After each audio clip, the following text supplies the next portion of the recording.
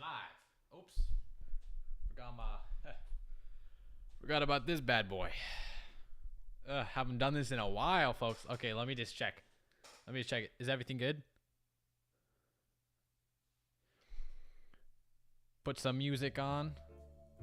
Alright, alright. Oopsie. Wrong one. Wrong one. We are live.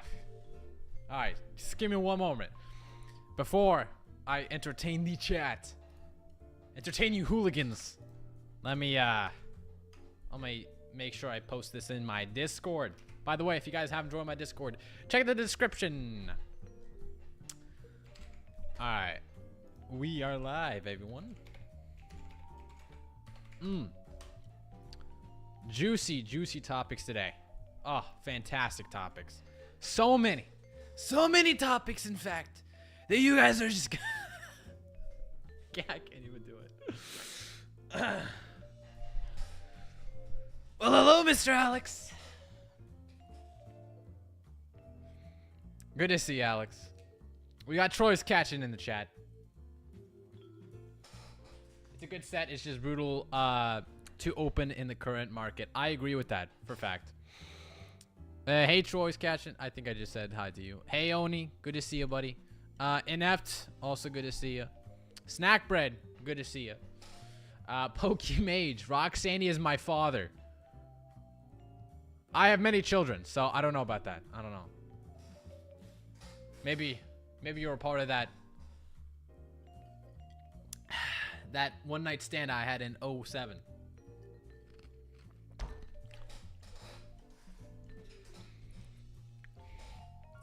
The best topics you've ever seen. Great topics.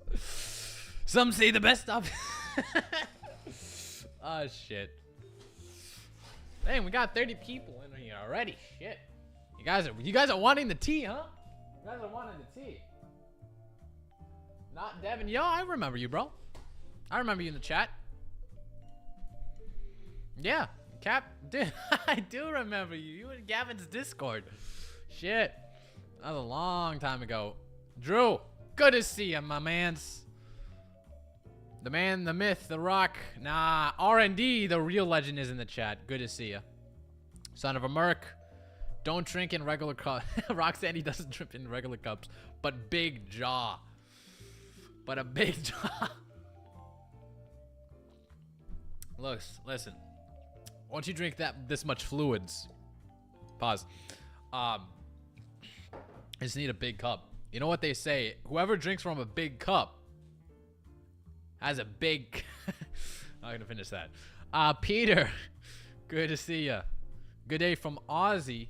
Oh, wow. What time is it for you guys? It must be pretty late, huh? Must be like at least like midnight or maybe during the night. I'm not too sure, but it should be pretty late here. There. You have to visit Europe. You were about to drink a beer at the age of 16 there. Well, I have been to Europe. I've actually lived there for quite a long time. My mom's Lithuanian, so I've experienced the culture. I've experienced it. Would not go again. I've been to literally so many places, a good like 50 countries. Okay, I've been to 50 countries. Okay, okay. Since there's a lot of countries in Europe, I don't. Maybe you don't count that since they're very right next to each other, but it still counts. I still been to 50 countries. Okay. And Florida is the best, baby. Florida is the best. And it's not a country, it's a state, but might as well be a country. I'm from the future. Oh my God, you really? 9:30 a.m. Jeez, you just freaking time traveled. Holy shit. You're insane. Switzerland, 2:36 a.m. here. Wow, Helder. Damn. Thanks for stopping by. That means a lot. Shit. Muns, good to see you, my mans. Ultimate Polls, becoming a member. Look at this handsome man. Look at this beautiful son of a gun. Thank you, buddy. Thank you. You're the GOAT. OMG, this for sure. They milking English wallets, trash pull rates versus guaranteed SAR per 10 packs. Not opening a single pack of this. I do agree. Japanese version way better. I could do a little poll after this. See like Japanese versus English, but we'll see. So like this is what happens. Like I start streaming and I constantly tell myself that I'm going to talk about the topic, you know, before 10 minutes of me just like freaking shit talking to the chat. Maybe that's a better idea. So I'm going to give you guys a quick rundown of all the topics that we are going to discuss today. We're going to stir the pot. We're going to stir some drama. I'm just kidding. It's not going to be too bad, okay? But slightly stir the pot, perhaps. Perchance, okay? Missing my illustration rares. See, now that's one thing that I wanted to talk about. That's one thing I wanted to talk about. So, okay, okay. Let me before we get any further, a lot of people are saying that the pull rates of Prismatic Evolutions are shit. Now, I do agree to some extent, but I don't believe that's the full case, okay?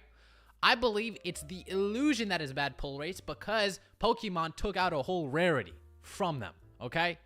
Now, if you compare it to shit like Shrouded Fable or, I don't know, some other, you know, SV set, it would be pretty much about the same pull rates for Prismatic Evolutions. But the reason why people are saying it's really bad pull rates for the SARs is because those are the only thing people are chasing.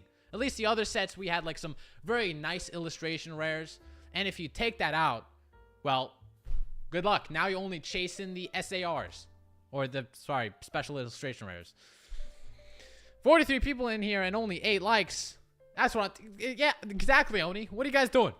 Jesus Christ. Can I have free cards? My kid just started collecting it, and he's a big fan of yours. No. Frick your kid, okay? I don't give shit to anybody, all right? I only shit on everybody. Good to see you, Gonzo. We have been spoiled? Absolutely. Like, I honestly think that's the main reason. Obviously, I don't think it was the best decision to, completely remove illustration rares. But, I mean, it is what it is. We can't do anything about it. Like, I feel like people complain a bit too much, to be honest. However, I do agree that objectively, the Japanese version of Prismatic Evolutions is better. Objectively here, okay? And we're gonna react to a video about that Dama posted about how the Japanese version Terrestrial Festival is actually skyrocketing in value. So we're gonna talk about that too. But anyway, let's do a quick recap of some of the news.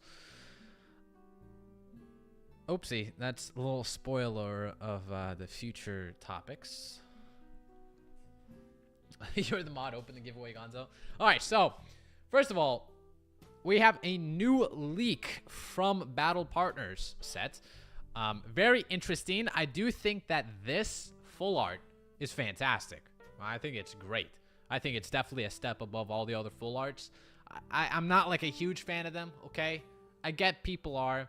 I do like the texture of the Japanese ones, but English full arts, they could just off themselves, okay? Freaking off themselves. I'm just kidding. I'm kidding, okay? My bad, okay? Shit. I feel like I'm just stuck in this cancel culture shit. Jesus. All right, so if you guys saw this one as well, this is a special art rare of special art. Yeah, I was correct at the first time. But anyway, this is Zacian, I believe. It's fantastic artwork, to be honest. I'm really psyched for Battle Partners. I think it's gonna be a huge, massive.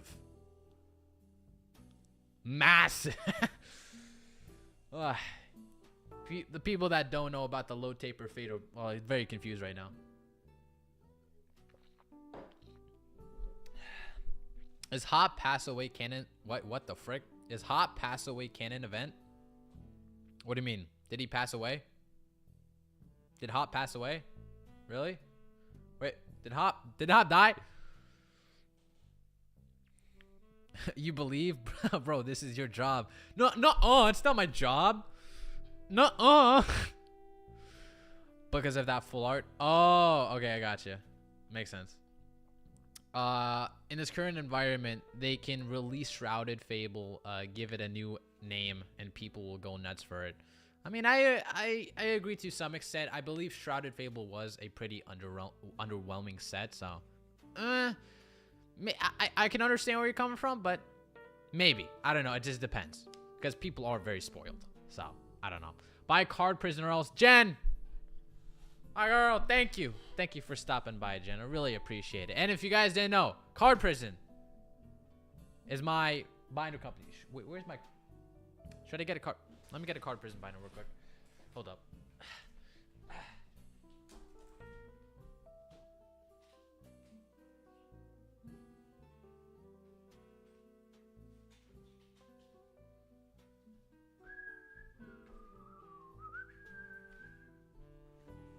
No. All right, so this is a Card Prison. Let me do a big face cam for this one. Hold on. So this is a Card Prison binder. This is the limited edition version. Fan freaking tastic. Very premium quality. It has, boom, freaking gold zipper throughout the whole thing. And cool thing is about this, no other binder company has ever done this. But it has top-loaded pages, right? But wait, there's more. There's regular sleeved pages. Dual purpose. Come on, that's pretty dope. So, they're very low stock. This particular version is very, very low stock, so get it while you can. It's never coming back in stock after this. This particular version. Maybe the color will, but this particular version will never get back in stock. So, make sure you guys get them. And y'all, Gonzo10 at checkout for 10% off. Ryan10 at checkout for 10% off as well. So if you guys do want to get that, please get it before you can, because things are going to get sold out very, very quickly. I'm talking like, if you, okay, I'm going to say the exact number that's remaining. There's literally like 10 remaining. That's it. Or probably a little less. There's 10 binders remaining, so get them while you can. Just roll the CTR. That was such a good ad, bro. It was so good. Hey, Disco, good to see you. I got both colors, love them. Thank you so much, Ebony. That means a lot. Thank you so much for your support. Definitely much appreciated. All right, so yeah, this was the one leak. Second leak, also from Battle Partners. Absolutely amazing, beautiful, scrumdiddly-ishous, absolutely creamable card right here. Just absolutely amazing. I really like this card. Just so good. 10 total or 10 of the black ones? 10 of the black ones. And then we have the art rare, sorry. Illustration rare, art rare, same thing. English versus Japanese, whatever. I like this card. This is nice. Hop has been getting a lot of attention lately. It's kind of weird. Like, we're in the Scarlet and Violet era, bro. I thought we left you back in Sword and Shield. Like, what's going on here? Source, what is in your personal Card Prison binder rock? All right, sure. I can do that in a bit. I'm down. I can do that in a bit. Would be better in texture, or are you talking about the art rares? I would agree. I mean, maybe it would be pretty cool in texture. I agree.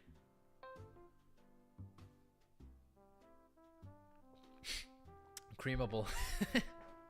Hop that guy. Hop is that guy. I completely read that wrong, and I'm sorry. My brain just works in completely different ways. I'm a little... I am little by little Muns. What did Mun say? I keep on forgetting to do live chat. There it is. There, now I get all the votes. Okay. Hop sucks. Nah. Crane's Collectibles. Mwah. How's it going, cutie patootie? I love you, my boy. Crane's in the chat. Run. Everybody scatter. Holy shit. Crane. With the 5 freaking gifted. My mans. Thank you. Oh my god. Thank you so much, Crane. Jesus Christ. You don't have to do that. That's Jesus Christ, Crane. Thank you so much. Oh my god. My mans. What? Cheers to you, buddy. Just imagine this was whiskey.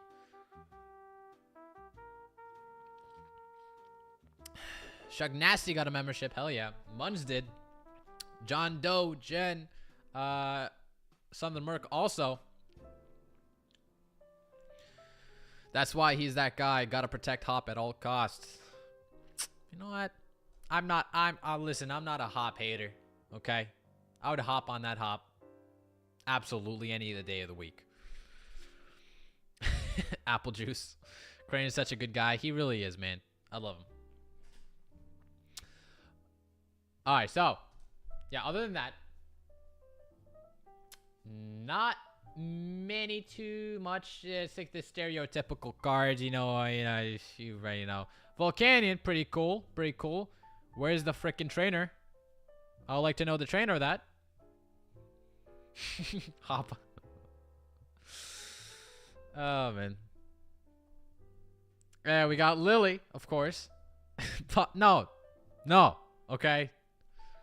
Stop it. Don't pause me. Don't pause. I didn't say anything bad. Not yet. We got JT Pokemon. My mans. Good to see you. I can't hear the word imagine without...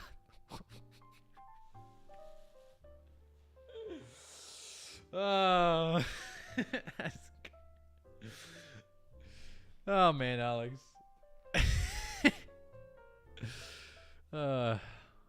We are both so cooked. All right, so that's one of them. So before we get into the reactions, I thought we'd react to this tweet that I found pretty interesting. So you know what? Again, this is all my opinion. I don't hate anybody who disagrees with me at all. Okay, I just personally disagree with their opinion. All right, so let's read this together. Okay, let's have some little bit goofy laughs. Okay. Ready for this to backfire, but I can't stand the rewriting of history as if it's collectors who created this problem.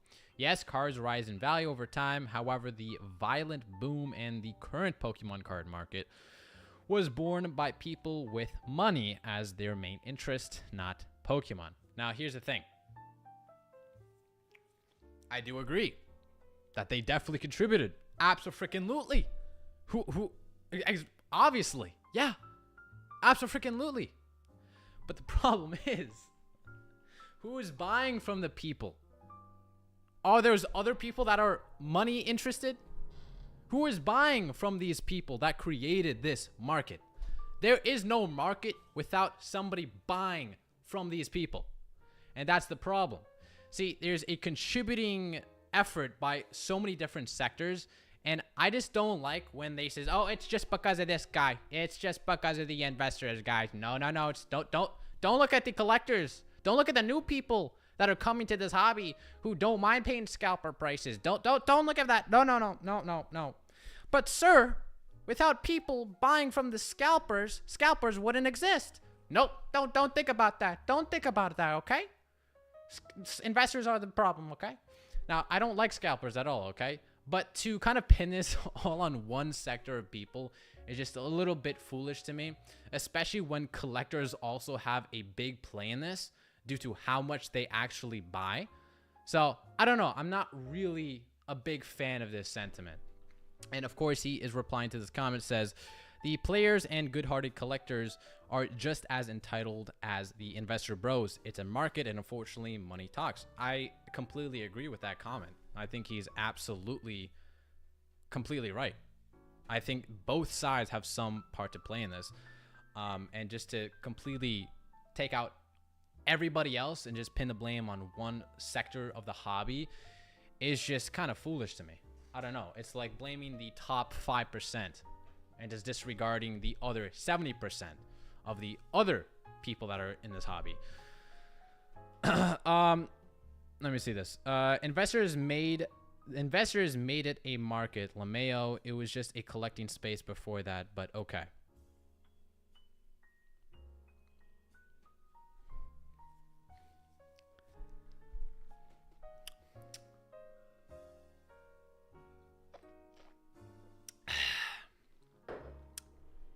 You have to admit, if you have money and opportunity to buy a lot to open, you would, LOL, but to resell, yeah, not good. No, I agree with the sentiment of reselling cards at a very short term. But at the same time, investors are not doing that. Investors are doing the whole thing, their own thing. So I don't know. I don't believe it's completely their fault. But and anyway, investors made it a market. It was just collecting space before that. But okay. Here's the thing. Back in the day, a card's value, like shit, I give you not, like back like 6, 7, 8 years ago, a card's value was dictated upon how playable it was. That was most of the time, one of the most expensive cards in the set was how playable it was for the players. That's how actually powerful the players and collectors are. And also like the most popular Pokemon, okay? Like maybe like Charizard. There's a new Charizard that came out. The collectors really want that because there is a mass amount of people who want the same exact thing. There goes the price hike, okay? Same thing with the players. A lot of people want this one playable card. There goes the price hike. So, again, it's like there's so many different factors, man. It's not just this one small minority. How old am I? I am 17 years old.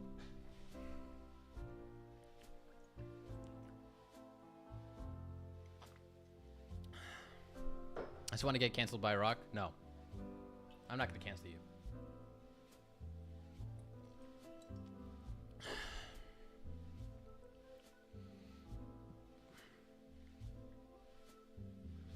Yeah, I don't like enablers. I wouldn't blame collectors or players of the TCG because they are the target audience. I mean, just because they're the target audience doesn't mean they're not contributing to the overall problem, is my point. They're absolutely contributing. The new people that are coming into this hobby, because there's a lot of different sectors. There's people who have been in this hobby since a long time, and there's new people that are completely oblivious to this, who are just hopping on the trend and just like buying shit that they heard their friends liked as well. I mean, people can come to the hobby. I don't care. Completely up to you. I welcome you. But at the end of the day, they're also contributing it to by validating these crazy, absurd prices that resellers are trying to profit, that resellers are putting their products for. So I don't know.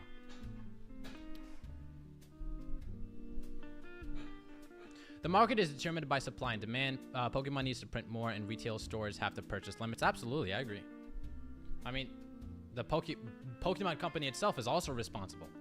They absolutely are responsible as well for not printing enough for demand, because there's a massive amount of demand here. Players are not the only target audience. Pokemon Center knows they have multiple target audiences: collectors, players, kids, etc. And they also know that people like money, okay? Collectors like money. It's not, there's different types of collectors too. There's collectors who collect things that are specifically valuable as well, okay? Now, they're not gonna even resell it. They might not even resell it, but the fact that they like that they have something, they're in possession with something that is valuable. So there's so many different avenues. There is so many different factors in this. And also, if investors were the complete problem for the whole entire situation we have, the whole boom, then why weren't they the problem when nobody cared about Pokemon? When Pokemon was in its dry area, when it's dry, not dry area, when it's dry market. Why were nobody pointing the fingers at investors? I don't know, man. Obviously, there's more investors now, but there are even more people who are validating the prices from scalpers as well. More people who want to buy cards. So it's just like, I don't know, man.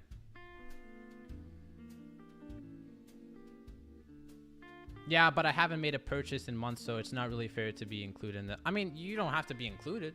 I'm not saying that you are the problem at all. But just because you are not really participating in this hobby currently, that doesn't mean like 100 new people are just now entering the hobby.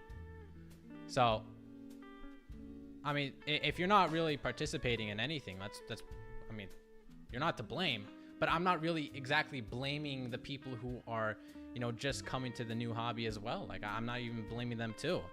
But the fact is that many sectors of this hobby contributed to the situation we have right now. And that's just the truth. It's not just one particular sector. Collectors, players, investors, scalpers, none of this is new. It's an ecosystem that happens to be out of balance for the moment. The only recently new variable is rip and shippers, and absolutely they participate in this. Abso-freaking-lutely. Dude, they are opening so many freaking packs. They're drying up the supply immensely.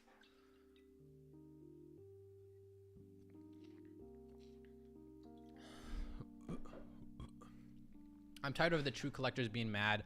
People want their cards to be worth something. That's the entire history of any collectibles. People want rare, expensive things. Not anybody can have. Absolutely. It's like, oh no. How dare you buy something? How dare you want to chase something that has value? Can't you just appreciate an art? Yeah, I'm appreciating the art, but I also want something that's valuable. I think that's completely fine. There's so much. It's so judgmental. Like, who gives a shit? Who cares, guys? Who cares what other people do? Okay, obviously there are people that are destroying this hobby. There are scalpers, but at the same time there are people buying from scalpers. And you know damn well they aren't investors either. They are hype money trained bros who are just entering the hobby just because it was just hype. It was just this new fad, this new cool thing. Scalpers, absolutely. They're bad. Same as the people who buy from scalpers. There's a lot of nuance to this. Everybody wants their shit to be worth a lot of money. And you know what? That might be the case, but there are also a lot of people who don't care about it at all. Absolutely. There's a lot of people that don't care about it. And you know what? I completely respect that. If you don't care about the prices, if you're just looking at the art, all power to you, my mans. If you are directly, being hurt by the environment, I completely understand you. That's absolutely, sure. Completely understand you. But it's this pointing fingers at every single sector and just expecting things to change is just foolish to me. Just put the fries in the bag. That's funny. Sorry, but I'm just gonna be me. Absolutely. I like the art on my phone. I'll take the I'll take the money. Really, the only bad actors right now are scammers and people fighting each other at cost. I touched this in my last video as well. Like, here's the thing. I was just kind of going through some sort of like mental practice of how many people in these Costco's are actually reselling them. Genuine question, because the kind of immediate kind of answer would be scalpers. Scalpers are the one doing this, which understandable. Yeah, makes sense. Yeah, they're probably doing this. But at the same time, how many of those people are just new people coming to this hobby who are just hype, FOMO'd people? How many of these? I don't know. Now, I'm not going to judge them. Sure. They can do whatever they want.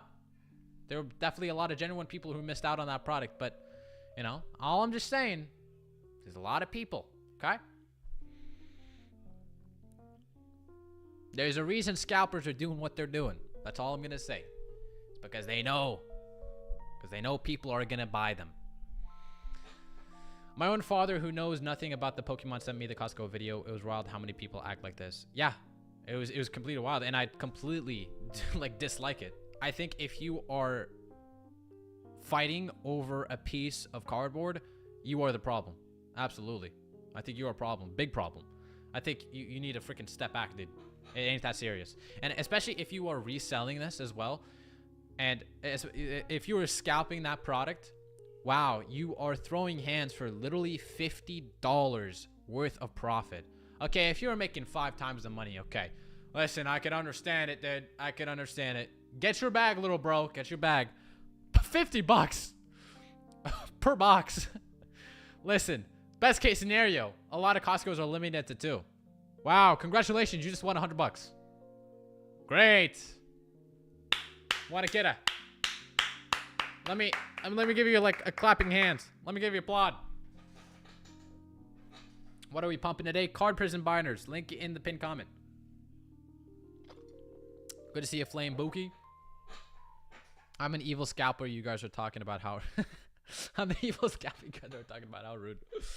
Listen, you got your bag, bro. Like, it is what it is, but I don't really respect scalpers. That's it. I don't respect them.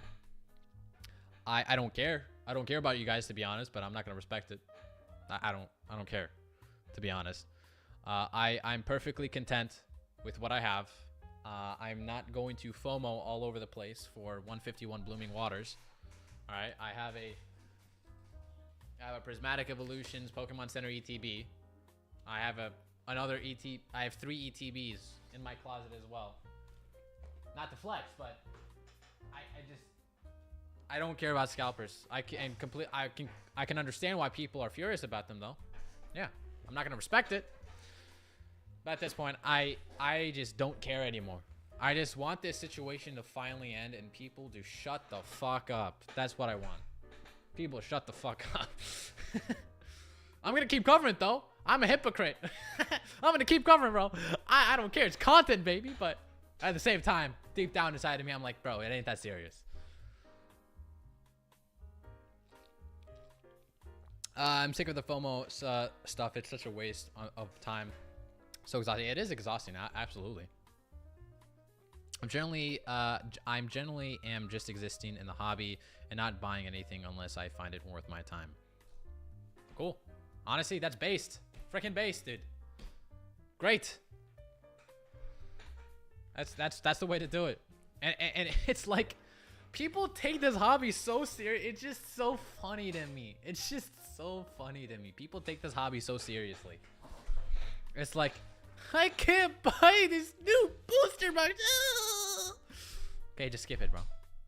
Skip a little, bro. Get the Japanese version. I don't care. How about get the product that nobody actually wants? Get the freaking Infernape EX freaking EX box. Get that. there's a cool packs inside there.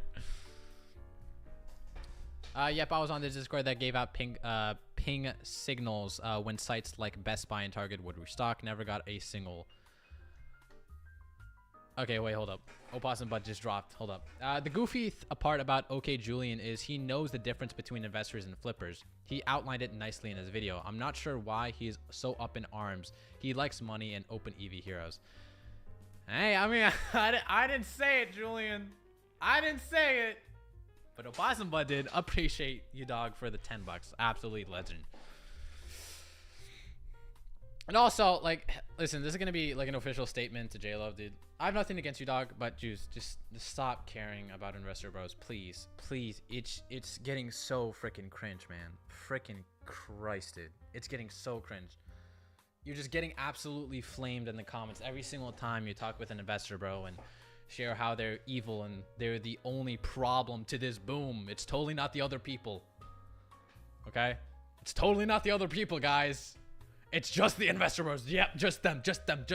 Totally not the people that are buying the scalpers from scalpers. Totally not the people. It's No, I said it. I said, hey. No, I agree with you. I'm not afraid to say it. I agree with you, Opossum Bud. I agree. Listen, I might hurt OKJ Love's feelings, but at the same time, man, like, it ain't. I say this in the most respectful manner. Stop giving a fuck. Stop giving a fuck, bro. It's not that serious, dude. Lachu Julian, you have to come out to this one. It really feels like it, bro. Just stop caring. It's so cringe. I'm caring about him caring about something. That's the problem, okay? I guess you could call me a hypocrite in some ways too, because I'm seeing how much he cares about something, and I'm caring enough for it. Which, I mean, I guess it's bad too, but it's like, I can't see this cringe ass shit anymore, bro. Stop it. Rock Cook, I appreciate it, Oni. Pokey Steve, good to see you. I wouldn't suck Jay with your mouth. That's crazy. Did you go back and delete your comment? Oh, yeah, I think Opossum Bud did. Lucky Bunny TCG. Good to see him, by the way. As an adult, it's already kind of embarrassing to tell loved ones I collect this stuff. Having these videos called of videos of other adults fighting just gives this hobby a bad look. And I agree, absolutely. Absolutely. There's a lot of people that are giving the false impression about, you know, this hobby just because of scalpers and, you know, resellers and all these people. To be honest, I would even say resellers. If you are listen, I don't have any problem with like people getting in the bag. You do you, bro. I don't care. But if you're fighting over someone, if you are pushing other people out of the way, if you are just completely disregarding any human decency, I'm not even talking about the Pokemon industry at all. I'm just talking about you as a person. You are a piece of shit. That's it.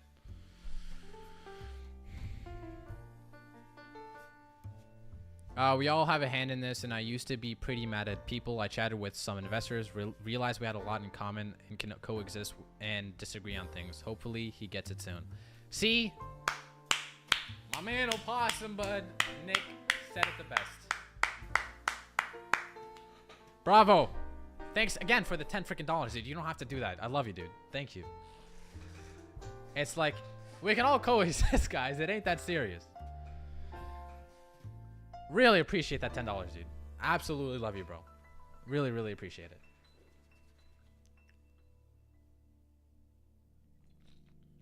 But I agree, all hands are in the cookie jar right now.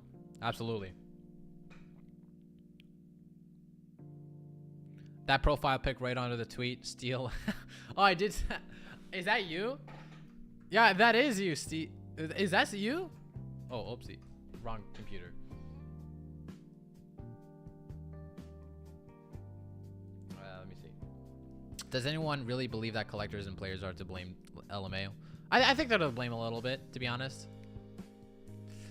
I mean, I do think they are to blame for the situation. Like, collectors are wanting to collect things and they can't collect them anymore, and they're gonna buy it for more higher prices, which is contributing to more higher prices. So I mean, I feel like they are contributing a bit, but I don't know. Maybe this is a side effect of running a YouTube channel about Pokemon cards, but I see a lot across my comments and other videos. I do not want to see anybody try and blur that line until it becomes a reality. We're in pressing times here, Celio.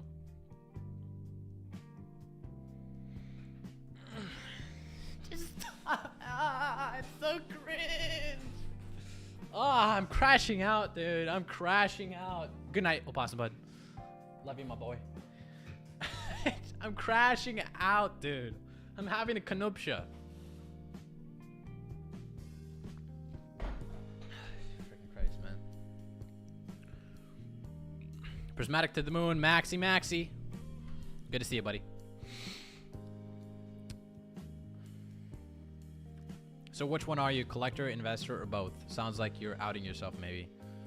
Insane thing to infer infer from a tweet, and I have nothing to prove to you. Move along.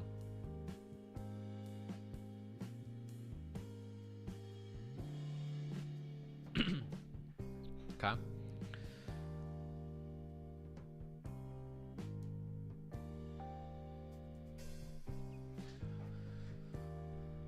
You already have to overcome most people thinking this is just stuff for kids. Now we also have to overcome this look of people fighting each other. I'm glad most people in the hobby are awesome. I agree, man. I agree. Pokemon will crown Zenith Prismatic. I believe they will reprint it a shit ton. See, now a lot of people don't believe that, but I believe so. Absolutely. Yeah. A lot of people will think, oh, Pokemon is just doing lip service. No, I believe they're going to reprint it. They have the capabilities. Look what happened to Shining Fates. Now, if you're allowed to draw comparisons to other sets that did not get that big of a reprint, then I believe it's completely reasonable to draw a line in comparison to, you know, other sets that did get a reprint and is still very, very affordable. Opossum Bud just posted a new video. Yo, should we live react to Opossum Bud? Chat, should we live react to Opossum Bud?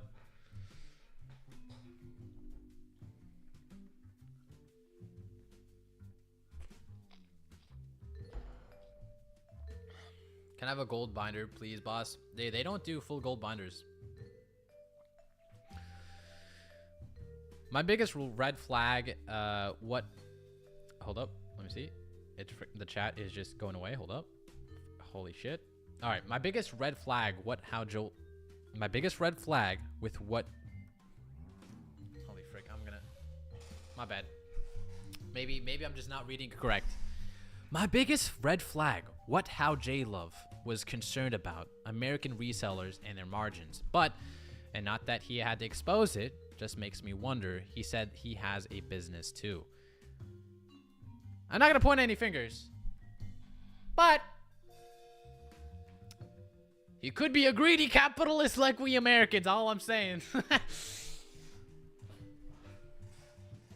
Good evening, the rock motherfucking Sandy, baby. Good to see you, Matt.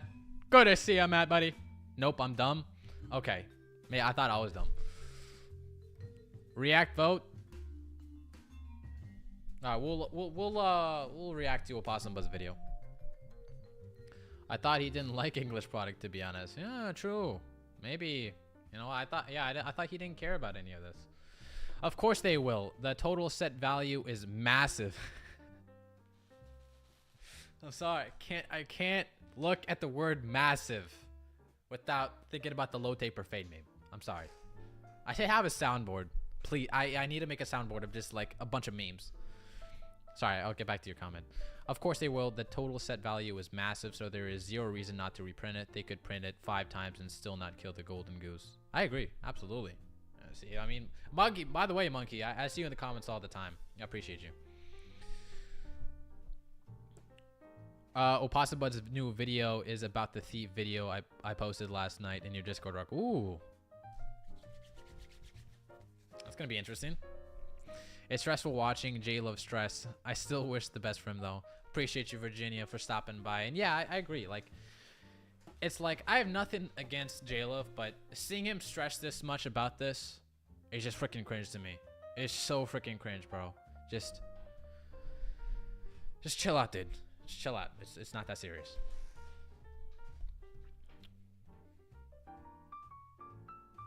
Oh, add your you buffoon statements if you make a soundboard. That one gets me all the time. All right, we'll do, buddy. I still don't even know what that meme is. Oh, you don't know what the low taper. Okay, you know what? Before this,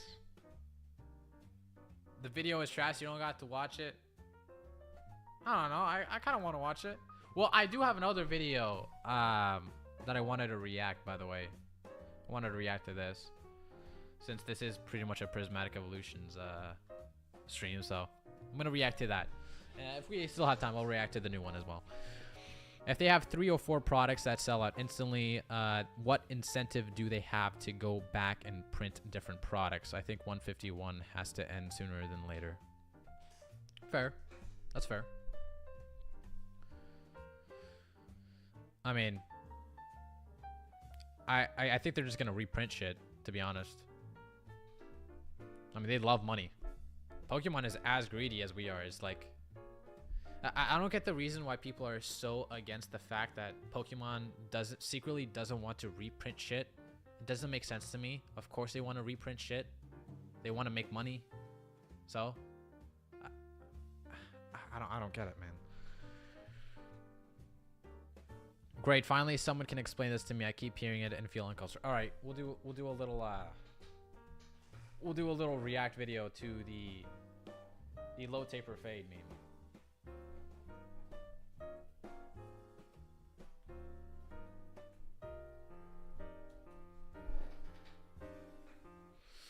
All right. Nope.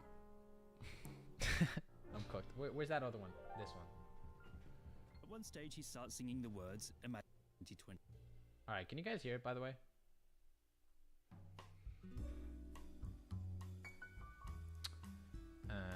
Let me go to the YouTube watch. There it is. Out of all the memes to survive 2024, it would turn out that Ninja getting a low taper fade is still the biggest. Originally popping up thanks to Eric Doer in early January during a freestyle livestream, at one stage he starts singing the words "Imagine if Ninja got a low taper fade" in the most soulful way possible. Imagine if Ninja got a low taper fade. And made history.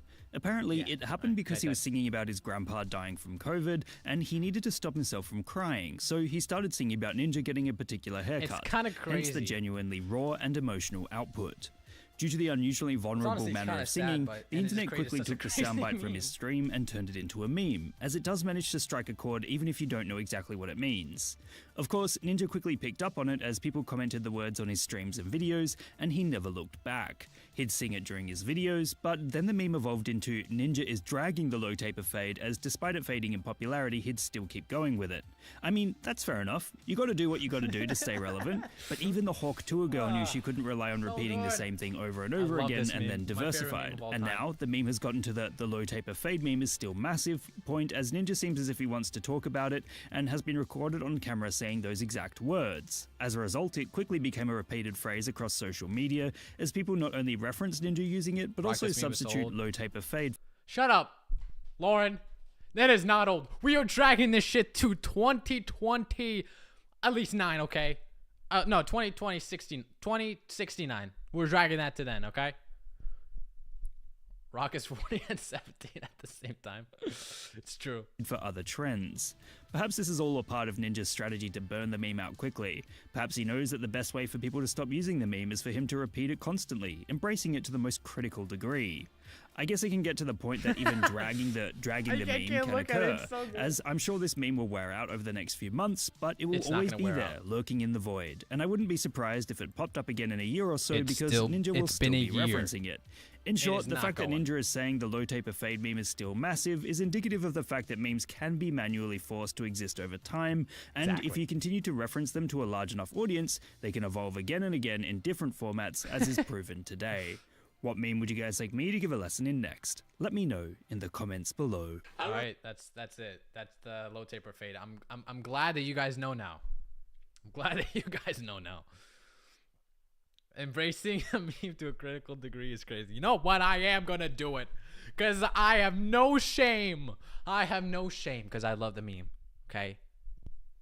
When I die, I want the funeral music is just Ninja saying, "Imagine if Ninja got a low taper fade," like on loop. That's what I want. All right, that helps out a lot. Thanks for the culture, Let's Rock. No worries, TC verse. Ninja still still having pull in 25 is wild. It is kind of funny, but I'm all here for it. Like, you know what? He was kind of down in the dumps. He wasn't able to, you know, like get a lot of views for quite a while. So, you know what? I'm glad that he's relevant again. I'm glad. Monkey, I'm so confused. You should have watched the explanation video, bro. Should have watched it. All right, anyway. Let's watch this video by Opossum Bud. By the way, thanks, Nick. Empty Hands Virgin Gang, hope you're doing well. I'm doing pretty good. A lot of us struck out with Prismatic Evolutions, didn't find anything out in the wild. It's perfectly fine. For the people that tried, I hope you were safe. To the people who actually got some, congrats. And hopefully you kept one out of a dirty reseller's hand. That's how I look at anybody who opened one up. A collector, a person looking to open some That's me. I did, because I'm a cool boy. up with the family. Hey, you kept one out of them dirty reseller hands, and that's a win Exactly, in my book. Alex. There's a lot of people that struck out, myself included, and hey, you really didn't miss out on too much, because if you've seen the videos where people did find Prismatic Evolutions, Crazy. have you really seen a good one where people actually went to Costco or Target and found some product and it didn't look like a scene from a crazy dystopian movie or something like that, some sci-fi 47 year event that happened? It's already been the first nuclear winter, and Pokemon cards are all that's left. That's the only currency that's able to be used for any of the stores to get your water and your weird fuel for your futuristic, not futuristic cars that you can drive around now. It's crazy. Dude, the shit that Opossum Bud says is so good. Like, I don't know how he comes up with this on the spot. It's honestly absolute cinema. And people that didn't find stuff, I kind of really think you lucked out a little bit. Prismatic Evolutions will be around, in my personal opinion. It's not even the first Evolution set. I mean, you got Evolving Skies, Eevee Heroes, you got the VMAX Climax, you got the Trainer Gallery cards. Because there's Evolutions. Eevees come, Eevees go, but we'll have our Eevee's come. I'm sorry. chance to get another one again. And luckily, in my personal opinion, for some people here, it could have been worse. You could have got hurt. You could have actually got your fingers crushed, or you could have been trampled by some people, much like this video we're going to watch here today. Let's watch some people that did actually find some Prismatic Evolutions and watch the fate that we escape collectively, shall we? All right, this is gonna be fun. I did see this video on my Instagram timeline as well.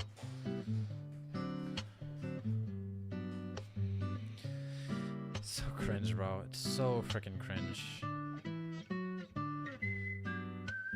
You know what I love about these videos? Everybody just looks completely sane. No one looks absolutely deranged at all, and everyone just has a nice head on their shoulders doing this stuff. Ah, yes. They're completely not insane at all. Absolutely not. They're completely level-headed. They're completely not driven by money. They're completely not driven by FOMO. If they were just standard people, no, absolutely not.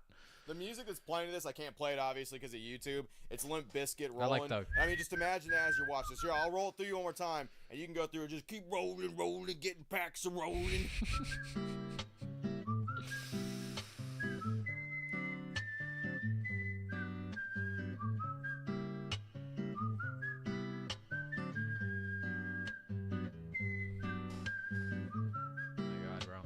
So first of all, by the way this video is filmed, it's a little bit hard to tell. It looks like there's a good amount of product, and it looks like 5 or 6 people are fighting over the entire... And you know what? You know what could have prevented this, chat? Call me crazy. This might be like just... I'm spitballing here, all right? Crazy take. You know, maybe Targets worldwide should just enforce a 2-product limit. Call me freaking crazy. Call me freaking crazy, boys.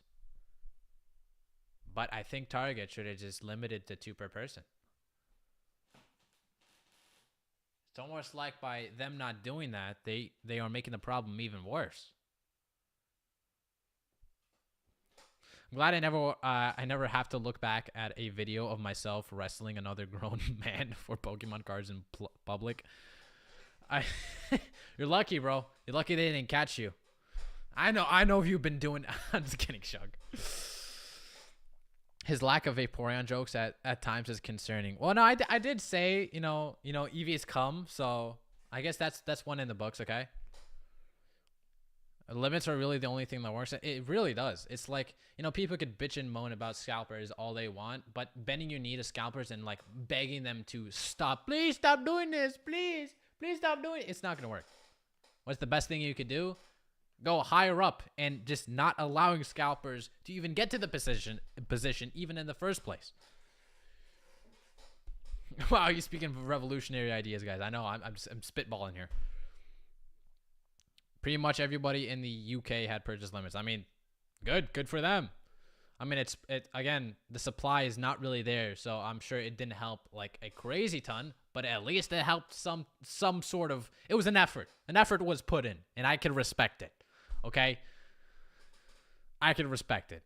I already said every big store should do a limit of 2 or 3. Absolutely, I completely agree with that. Yeah, we have limits in stores all across Japan. Definitely helps. Exactly. You know, freaking Japan, always doing it better. Holding out for the EV drug bag. Oh, shit. EV dime bags would be wild. Thanks to limits at GameStop, I was able to get some. Exactly. GameStop, they did the right thing. And actually, Barnes & Noble, who would have thought? Here's the thing. Barnes & Noble, from what I've seen across the board, they are the most consistent with enforcing a limit policy. Crazy. Who would have thought that Barnes & Noble would be the one to do that? They're for books, bro. And they have more common sense than Target, who has been selling Pokemon cards for so long. They know, they have played these games before. Anyway, my bad. Display all the stickers, all the actual displays, all the poster I don't even know if there's any ETBs there. I couldn't really tell from front. I'm sure I'll look at it again and maybe I'll just say there's some product there. There's a decent amount of product where people can grab like 2 or 3 and make. I mean, there's product to go around, and these people are acting like it's literally going to be life-saving. They act like Jigsaw hit a key in here, and if they don't find the key in the special Eevee Prismatic Evolutions fucking pack, the bear trap's gonna snap their neck or something. This is some crazy stuff. Like 6 people are fighting over an entire display over this whole thing, while Limp Bizkit's just laying down some hardcore tracks. It's crazy, man. That's nuts. Oh, Jesus. It's so cringe whenever I look at that. Oh my god. Person over here putting their hand down trying to grab some stuff that's on the floor. You were brave. You could have lost your fingers. There's people that have Could've. no regard for what's going on the floor below them because they got to get all these sick evolution pulls, baby. If I don't get this stuff right now, my kids, not getting them back. They're being held captive by people who want prismatic evolutions. I got to get to... It's crazy to look at, man. I would not put my hands down there at all. True. That's a good way to end up with, like, a thumb just completely snapped in half. I just wouldn't do that, man. And getting in the way... There's 6 people. 6 people are... Our Barnes and Nobles let one guy take everything here because they didn't want to deal with resellers. Oh my god. I mean, I guess that's one way to solve them some time. I guess they're they didn't want to spend the time just giving each single person in line 2 per product. That's probably why. It was probably some lazy ass cashiers, sorry.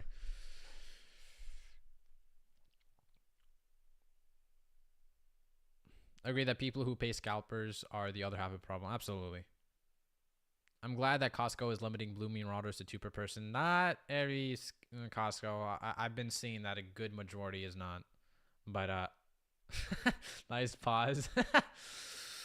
Blind Casper, what's up, Rock? Good to see you, my mans. That's not my O face.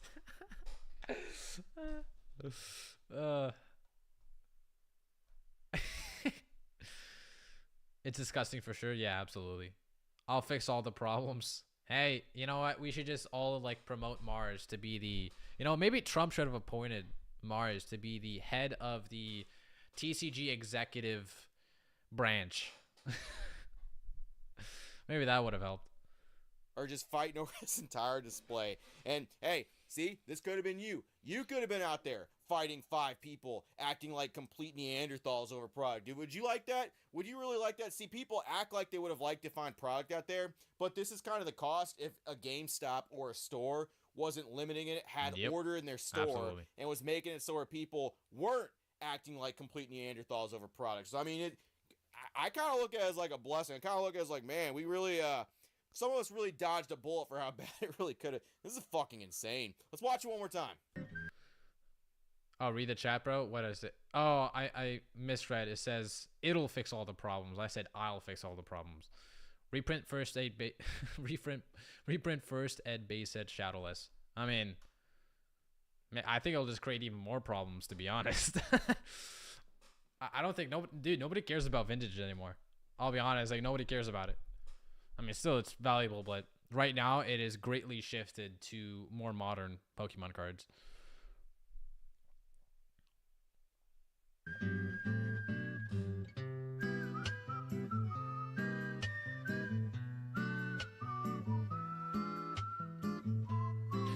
Play it back for me. See, it just doesn't matter how many times I watch it. I cannot fully tell what kind of product is on there. I see the packs, I see the poster or the binder collection. It's so hard to tell because it's a blur. There's just so many people. There's so many. No, I think it's this one. Hold up.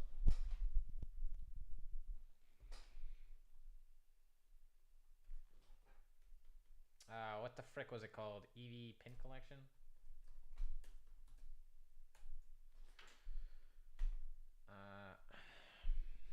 Prismatic.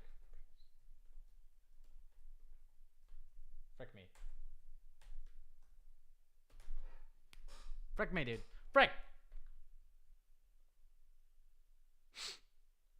It was definitely, it was a pin collection. I know damn well it was a pin collect.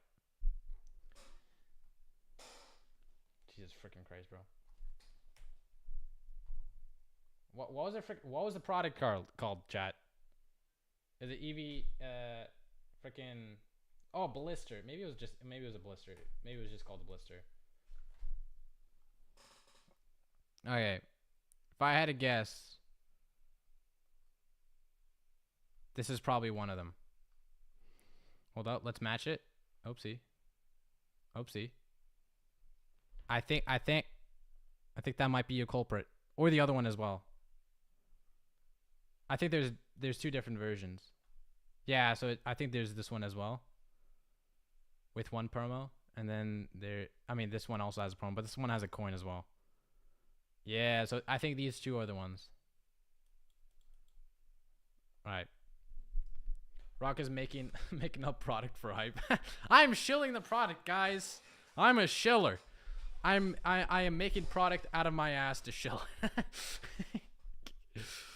Hands grabbing so many packs, Texaker, yeah, that's the literally one. just going in there and on every nook and cranny trying to find hidden packs. Thank you, chat. I'm surprised the display is there with how crazy people. You know, are. I'm somebody would surprised people just absolutely grab take the whole display. thing and walk out of it like those Sword and Shield ETBs where it happened earlier. All the people react. Shut the fuck up, Gonzo.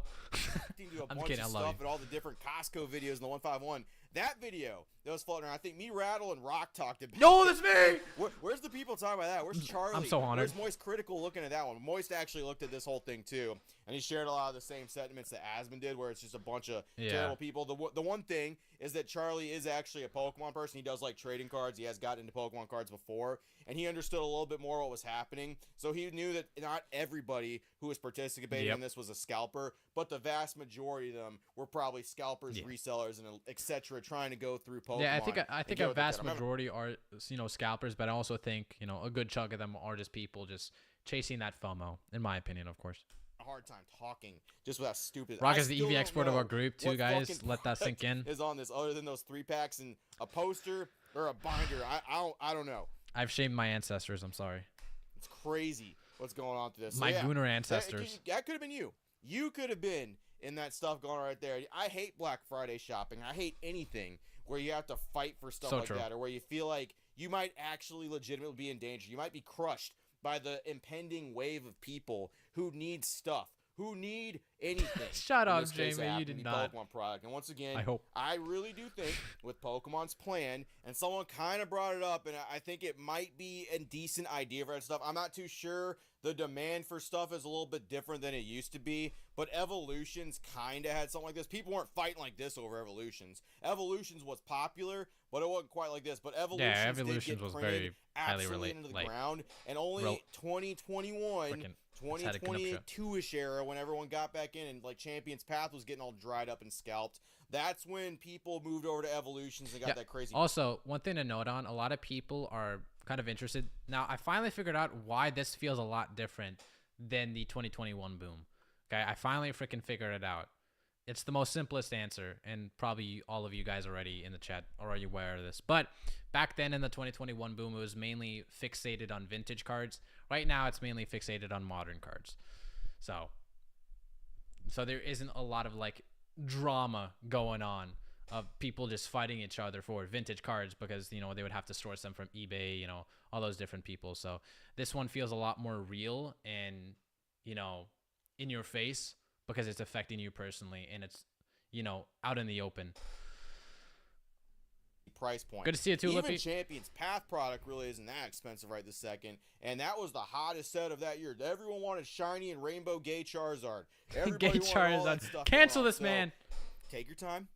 Don't do anything crazy. If you see a bunch of people running for product, really weigh your options of that whole thing. You never know what kind of crazies are out there, and quite frankly, I wouldn't be caught dead in any kind of stuff like that, and I would definitely wouldn't put my hands on the ground scrambling for product that you're gonna lose a hand doing that stuff. It really That's all I is. got. Appreciate it, Virgin Gang. See you later. Jeez, man. I mean, how many more videos is going to pop up? Is there going to be like a restock Jesus, of it at like just some crazy. random like an actual toy store and like kids are going to get thrown out of the way? Like so there's going to be a POV of some dude picking up children and just yeeting them aside in order to get this stuff. I really hope not, but it's 2025. We'll see what happens, and you know there's a lot less TikTok videos that are going to be out there. So True. it's all going to be on Instagram now. We'll see. Absolutely fantastic video. Make sure you guys check it out. I'll put the, I mean, you guys probably did, but I'm going to put this in the chat. Instagram now. We'll see.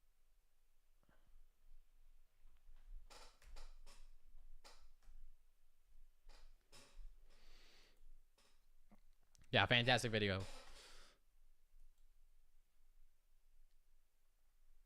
Oopsie, wrong one. Let's be honest, all alt arts changed the hobby forever. Now modern is king, and I say that as someone who still loves vintage. Yeah, I would agree with that. I do think the main consensus is that modern is just, it's the new big thing, man. Becoming a react channel. Yeah, this is what I've become. Easy content, bro. Easy. Thanks for showing the video, and now I don't have to go watch it. Make sure you guys watch Opossum Bud's video. If you don't, you're not allowed to go on my channel, okay? You're not allowed. My favorite part of his videos is when he walks off and talks off screen. He says some of the funny shit. It's so good. I love it. React Rock. 2025, year of the yeeted child. Man, that was a great way to end it. It really was. Rainbow Gay Charizard is a Max Mofo approved nickname. Okay, so if Max Mofo said it, that's good. By the way, wow, there's a lot of freaking votes. Wow, 155. That's crazy. Shit. All right, so in conclusion, Prismatic Evolution is good. It's good. Okay, if you guys want to vote more, make sure you do it right now, or else I'm going to close it.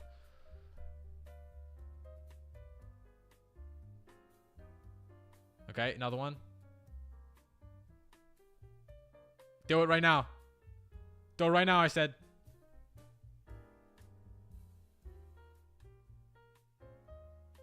Okay.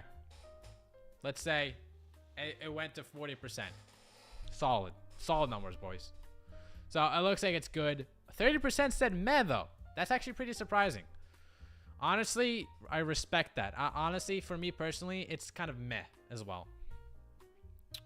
It's good, but not great for the hobby right now. Yeah, I would agree. I would definitely agree. Now, and then the poll. Now, let me do another one. Let's do... What is better? Terrestrial Festival? Didn't even see it. Oh, my bad. It was in the chat.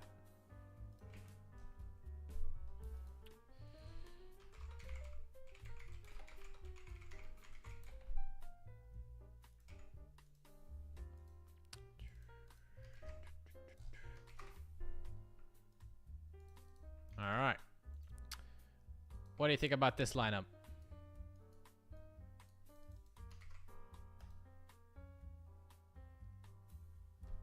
All right, Terrestrial Festival or Prismatic Evolutions, boys? What are you picking?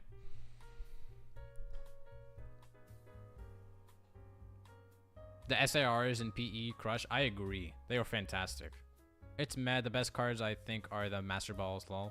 Really? Brock, check your Discord. Bring me on. I need. All right, we're gonna go to the guests right now. Okay, we're gonna do that. So let's see here.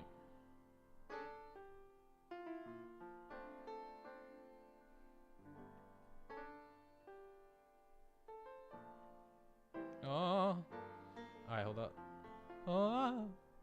Told you I would hop into your live stream, so I'm hopping in. All right. I appreciate you hopping in. Okay, hold up. There it is. There we go. We good? We live? Yeah, where the frick? Oh. What? What? I don't know where my... Oh, there it is. Okay. All right. There it is. Turn on my camera. If it's going to turn on. I don't need your camera. I don't need I know what you look like now, Rock. No, I know. It's for the chat, dude. It's for the chat. For the chat. For the chat. He says it's for the chat. It's because he wants to remind me how ugly I am compared to him. Can they hear me already? I believe so. Can you guys hear him, by the way? Good. Because I'm on my phone, so they can't see. I can't see the chat. All right, guys. Can you see the? Can you see him? Okay, I don't know why my camera is just like not turning on. But oh, awesome. Well, I can't stay long anyways because, like I said, I only got a few minutes.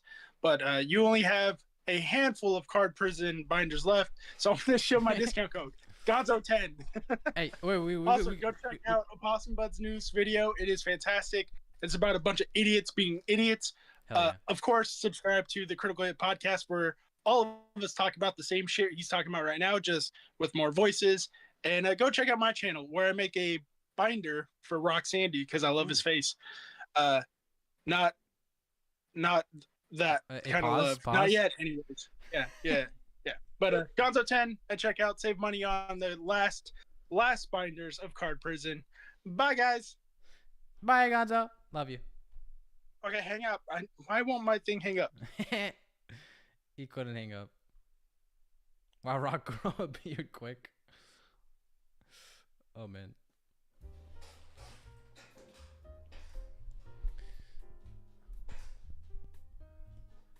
That's the guy from the DPM video. Oh man. Oh yeah, that's his channel name. Thanks, Metri. Ganja's the absolute unit. He is. He's an absolute goat, man. Little cameo. Okay, backlaw. Bye, Gonzo. Hi, Gonzo. All right, so what we're gonna do? Oopsie. We're gonna do. Hold up. Let me cook. Okay, I'm not cooking. There he goes. Alrighty. So, there are some other videos that I kind of want to react to. I feel like I'm gonna only do one more, so I'm gonna ask you guys which one I should do. Okay, we have our video from our boy Dama, and I'll give my take on it. And then we have by Nostalgianomics, which I kind of wanted to kind of touch on as well. But which one you guys want to do? I'm kind of leaning towards Dama. What you thinking, boys? We Critical Hit Podcast is the name of our band.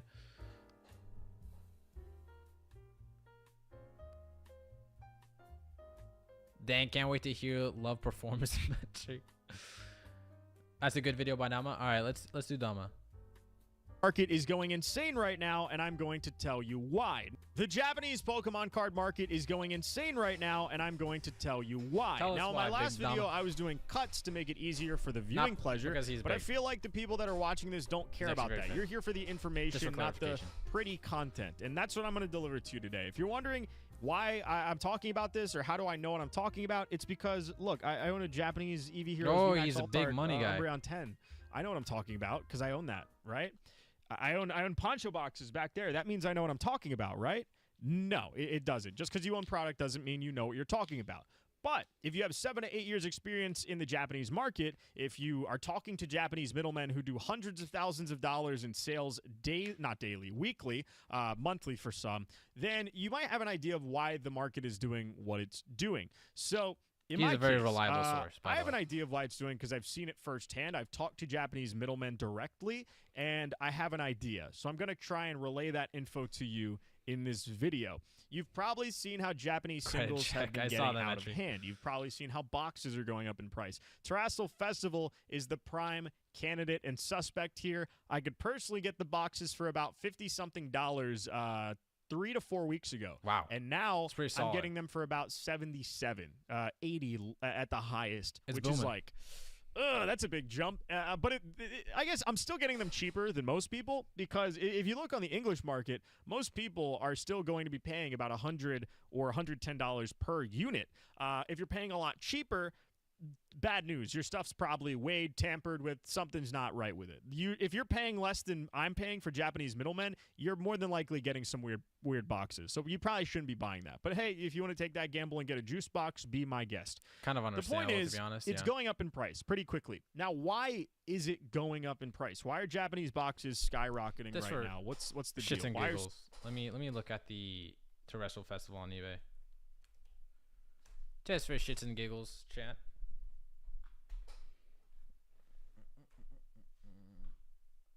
Oopsie.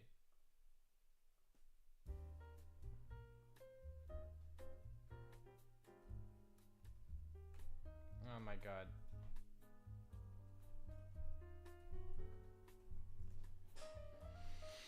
I spelled it wrong. All right. Wow. It went up like crazy.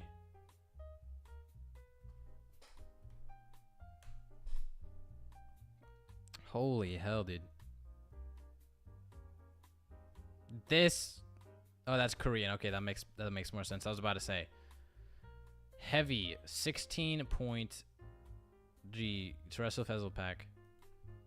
Chat, should I buy this? Should I buy this? It's ending in 59 seconds. Nah, I'm not gonna buy that. It's just a waste of time. Wow, 90 bucks, 60, 100 bucks, 100. So it's steady at 100. That's actually pretty surprising. And good thing about like Japanese is Pokemon always has a habit of just freaking reprinting the shit out of everything. So I wouldn't worry about like this being like a $200 box anytime soon. For example, I think they're not gonna reprint V-Star Universe anymore, but I feel like it's a good comparison. My freaking.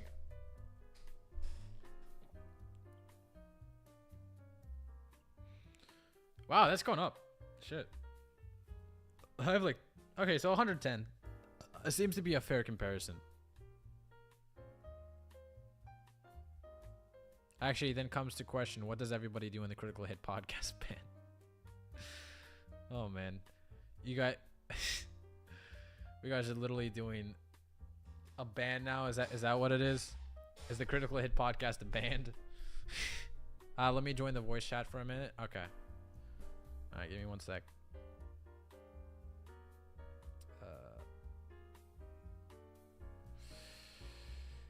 Okay. All right, Metri, I gave you the role, so you could join in the voice chat.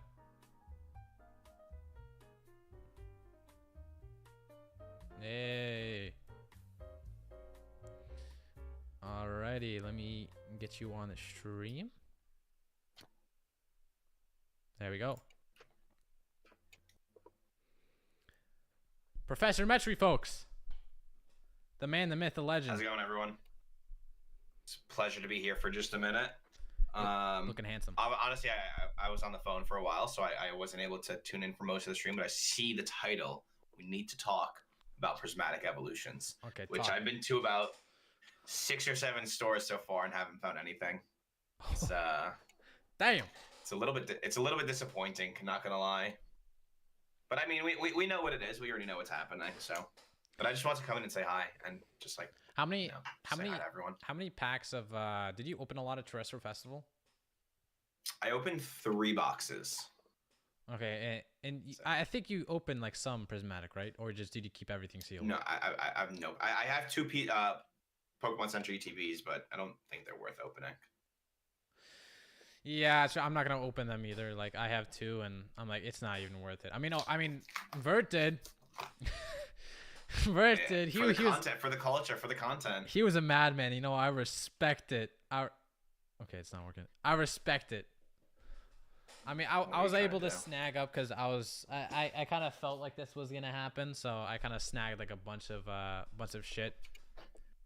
Should I open a Prismatic like Evolutions ETB later on? I don't know. Should I? I mean, if I can get one, I'm definitely gonna open it. I really want to find it in the wild, but I feel like Barnes & Noble is gonna be your biggest bet.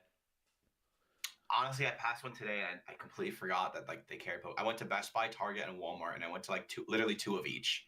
But yeah, my Target has been like the absolute worst. They haven't had a Pokemon card in their building since like early December or end of November. Since Black Friday. Since Black Friday, after they sold out after that whole Black Friday with the ETBs and everything, they haven't stocked anything since then. So they just completely dipped out. They saw like all the people like fighting over the deals, and they're like, hell nah, I'm not doing this. Dude, I sent you that screenshot from my friend's mom. Like having like I know this is so random, but like my friend's mom has no idea what Pokemon is. Probably only from the fact that I know what Pokemon, like that I am affiliated with Pokemon in some way. Like I have a channel, yeah, or like collect it in whatever. And like most people know that.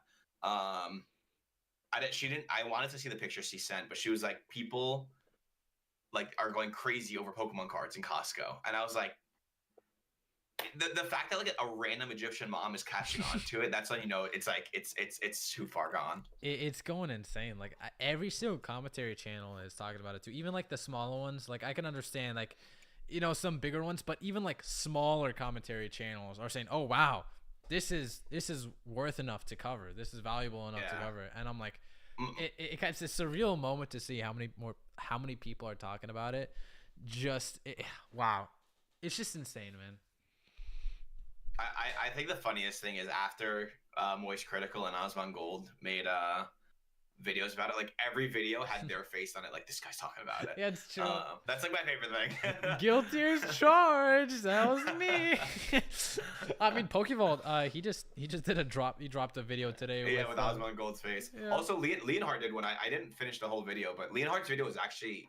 I scrubbed through it. It was pretty in depth, but I didn't get to finish it. There are so many videos of people just going ape in different stores.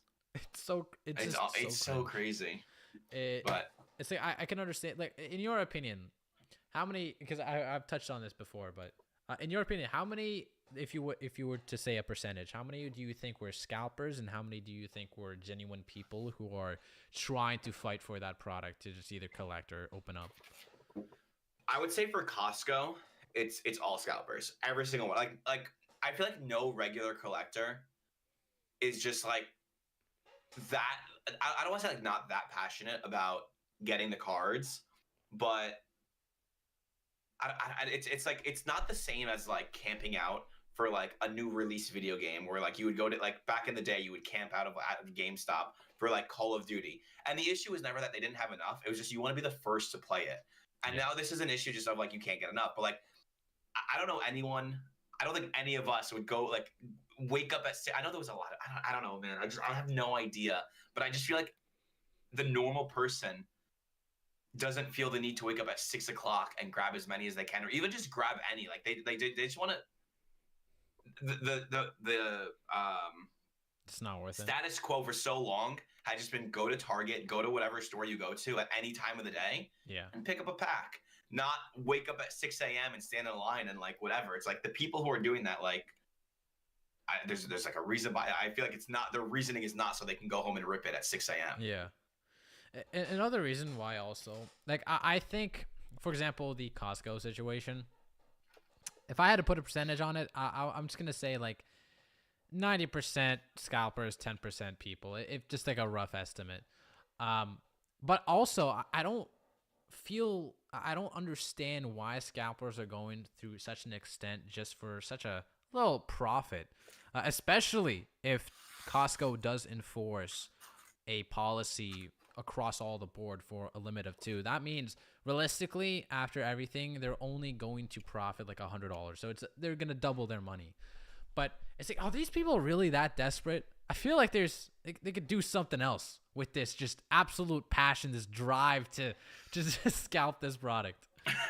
You know, that's like a common saying. Like, imagine the amount of this is something that my boss recently told me that I've heard a lot, because he was telling me a story that he bought a ETB for his son for Christmas, and it was full of One Piece bulk. But he doesn't know anything about Pokemon. Like his son likes Pokemon, and he was telling me he was like I have a channel. He knows I like Pokemon. So he's always talking to me about this stuff. And he was telling me that his son bought his son like an ETB for Christmas, and it was full of One Piece bulk. And he thought like, oh, this must have been like some sort of manufacturer error. They accidentally mixed up the cards or something. Yeah.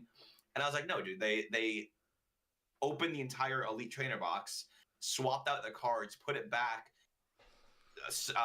sealed it up again with the plastic or whatever, and then shipped it back to Amazon to return it. And he was like, imagine people took this effort into something positive. Like humanity would be like in another like on another Earth right now. Like there'd be multiple like civilizations on different planets if we put any sort of effort like this into positive things and not just like scamming people and ripping other people off. It's true. It's pretty time consuming if you think about it. Just imagine going through all that work just to scam shit.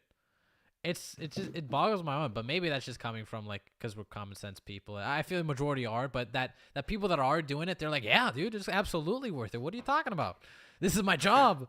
This is my living. This is the reason.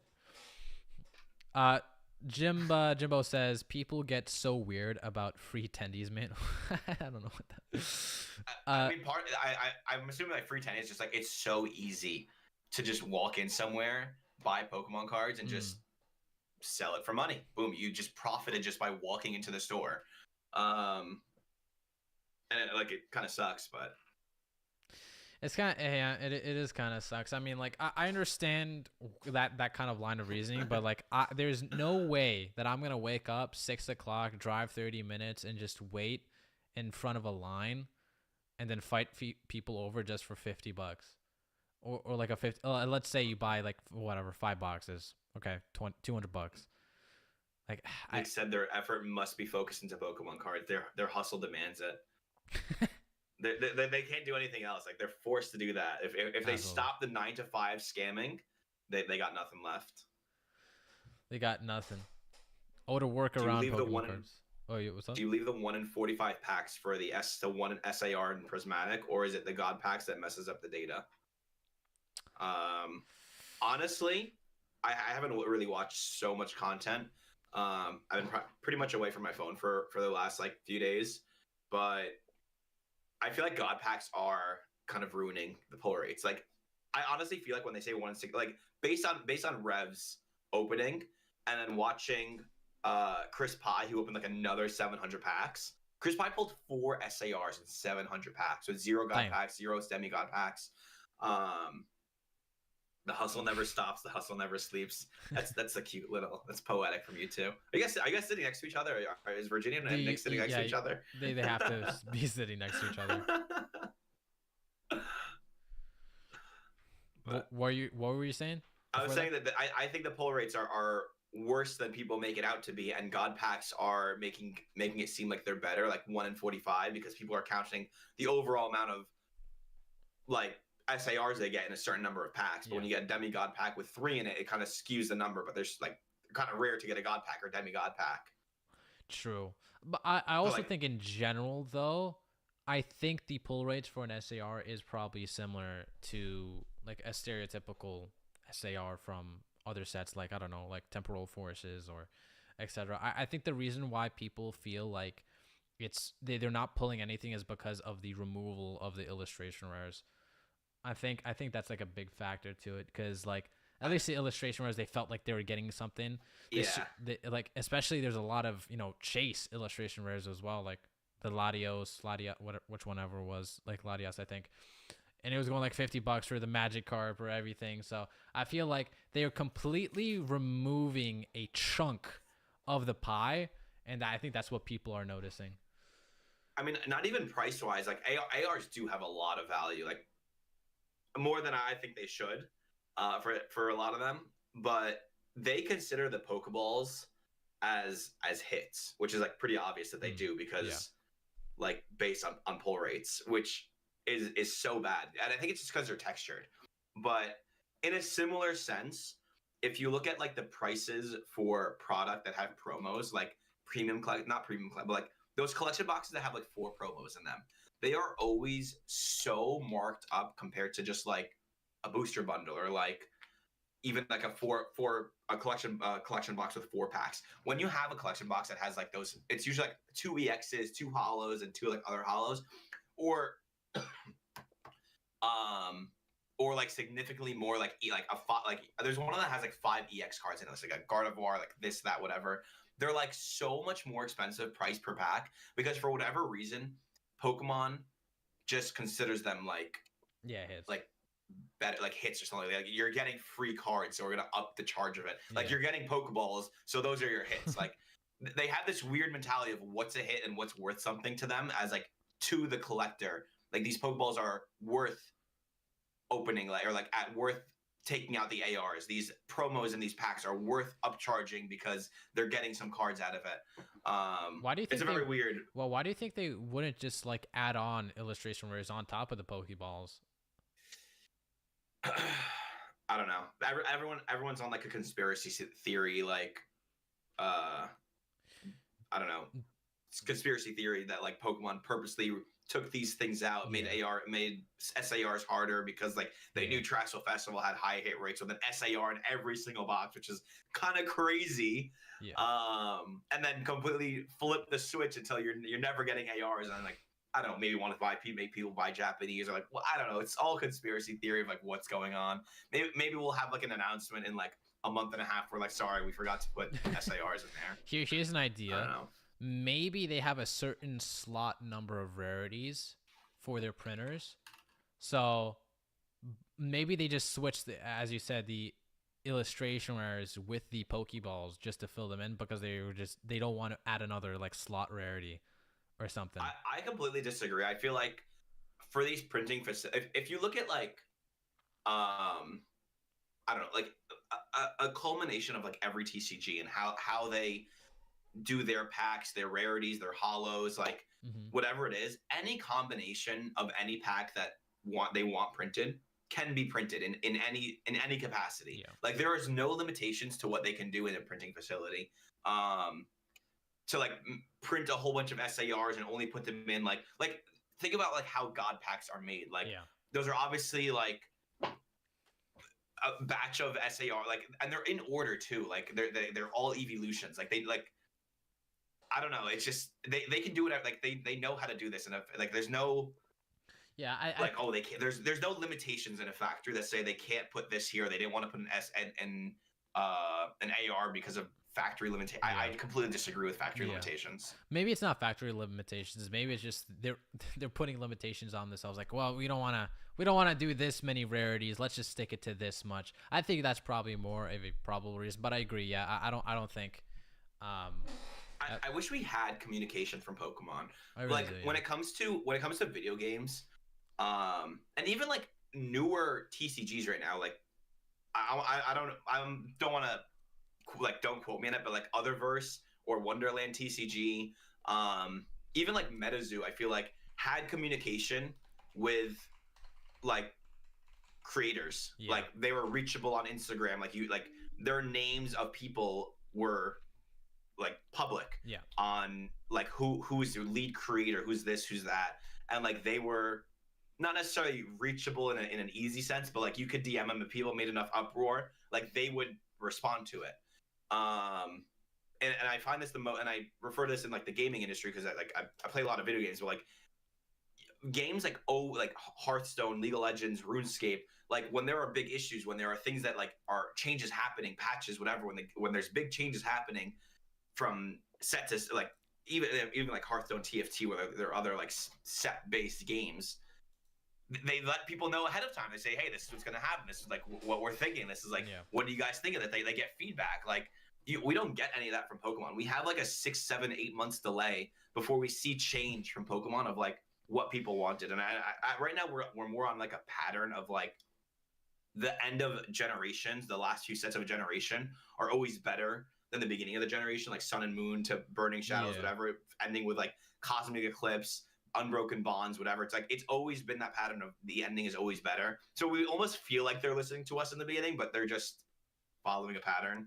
But there's no communication. They don't communicate anything. I think the closest communication we've gotten was actually the Prismatic Evolutions reprint. Like they just did a little like hang a piece of meat in your face, like, hey, here you guys go.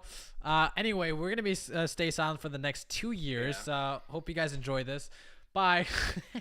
So, but I do think, do you think the reprint is going to actually affect the supply of Prismatic? Because there's a lot of people, not to point any fingers, but you know it's coming from the investor community mainly, but they just think it's just like lip service from Pokemon. It's not going to affect the quantity at all or anything like that. But what do you think about that? Honestly, I'm struggling with the whole thing because just for the size of Pokemon as it is, like multi-billion-dollar largest IP in the world, not being able to handle this properly. But then like how are they not already at max capacity? Like they had to know, bro. They have to know. They have to have a team of like analysts that like know how this stuff works. There's no way a multi-billion-dollar company doesn't have people that like forecast what's going to happen. And for them to just like not be printing at full capacity or like even to slightly full capacity, it's just so crazy. It's like for them to say like we are now going to be starting at full capacity, like I just want to know. I want to know what that means. Were they not printing at full capacity? Are they getting more print facilities? Are they renting out more print facilities to print stuff? Like, what does that mean? Like, what was the before and what is the after? Yeah. Like, I literally could not tell you. People think, like, investors think it's not going to do anything because of what I just said. We're like, how are they not already printing at full capacity? And they're actually just saying, oh, well, we are printing at full capacity now, but they could have been doing that before. But I don't know. Yeah, I think they might not be printing at full capacity, You can keep but talking, I'm listening. but I do think that they will eventually catch up to the demand. I think it's only reasonable. There's not a lot of times where a set is like this, like monumental for the Pokemon hobby. Like Prismatic Evolutions is just absolutely insane. Everybody is talking about it. Everybody is going crazy over it. So I just think it would be kind of a little bit dumb if Pokemon is just not going to try to fill that demand, because in the end it benefits them as well. They are making a bunch of money. So now the only question is Say that again. Say that again. What? How does it make them more money? By reprinting it. By just reprinting more, because they are going to benefit from that either way, because there's going to be people who want to buy it. I think that, like, the amount of demand. Are you? I'm trying to understand. Like the amount of demand for it is like, I feel like it's a set thing. Like, yes, there's new people joining and like demand increases and decreases, but like at this current time, like if they, it's just like the notion that like they're gonna reprint it to make more money versus the idea that they could have just printed it from the beginning and made that money from the beginning. I think it was a miscalculation on their part. I don't think they expected this much of, hype revolving around it. But my point is, like, I don't think they will be against the idea of reprinting it to, because people actually want it. People are going to want it either way, and it benefits them as well. So I don't even know if this is considered like a reprint at this point. Like they're just not even like I feel like a reprint is almost like when I guess it is a reprint, but like, yeah, there just isn't even enough of it to, like, I feel like, to warrant it being called a reprint. Like they're still trying just to print it like in a normal state before they reprint it in the future. But can we read some of the messages? Like, yeah, sure. And there's a lot of I'm gonna start from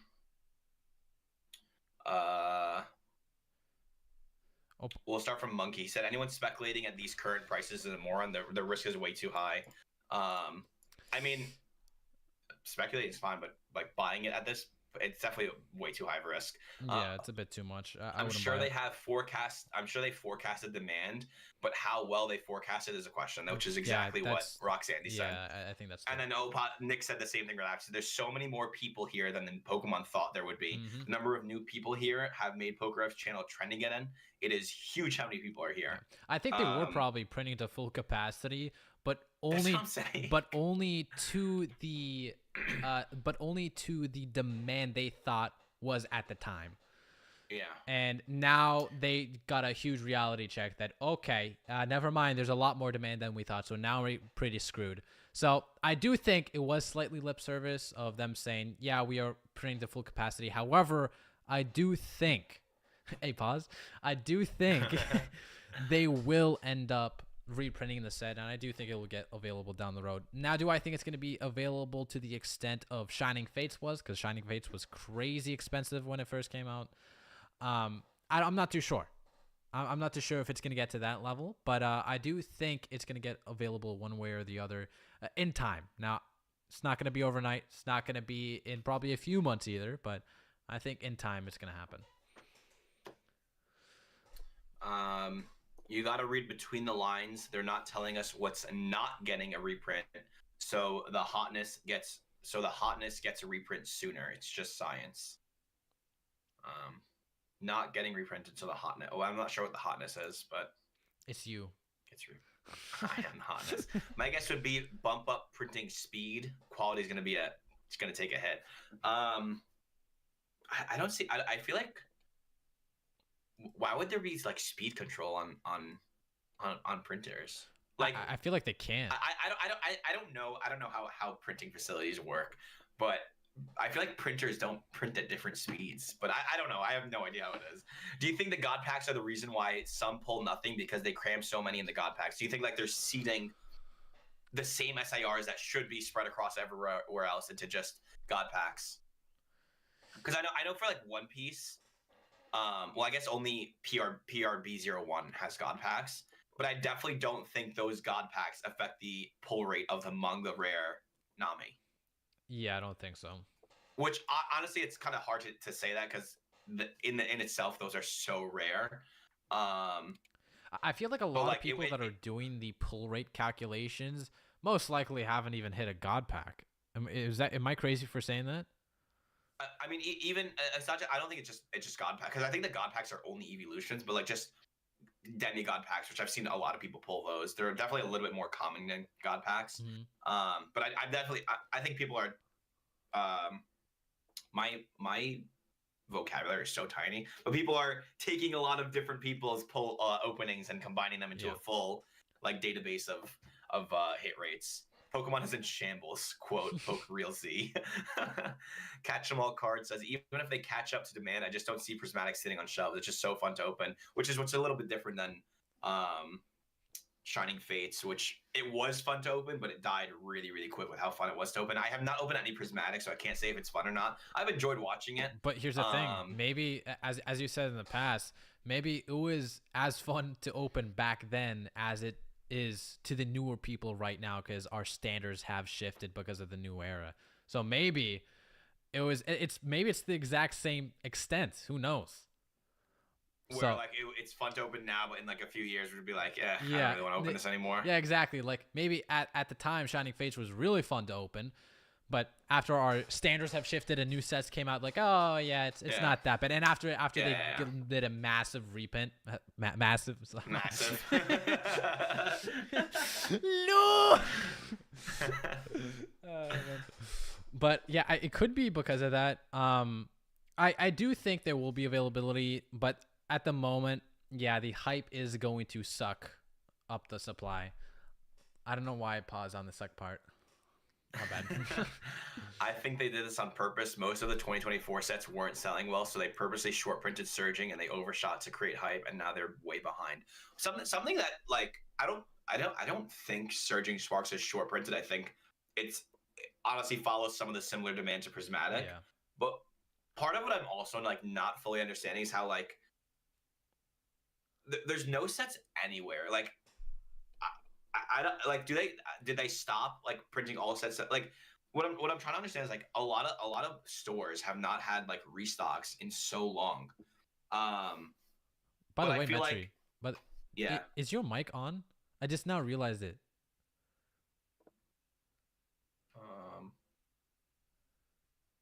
No, it's not. Okay, dude, I was about to trip because you still sound. How is this? Oh wow, it sounds so different because you actually sounded pretty decent actually the whole entire time. No, right, my bad. I should have pointed out to you sooner, but I was like, you know what, that doesn't even sound bad. This sounds way better. Yeah, it sounds way better.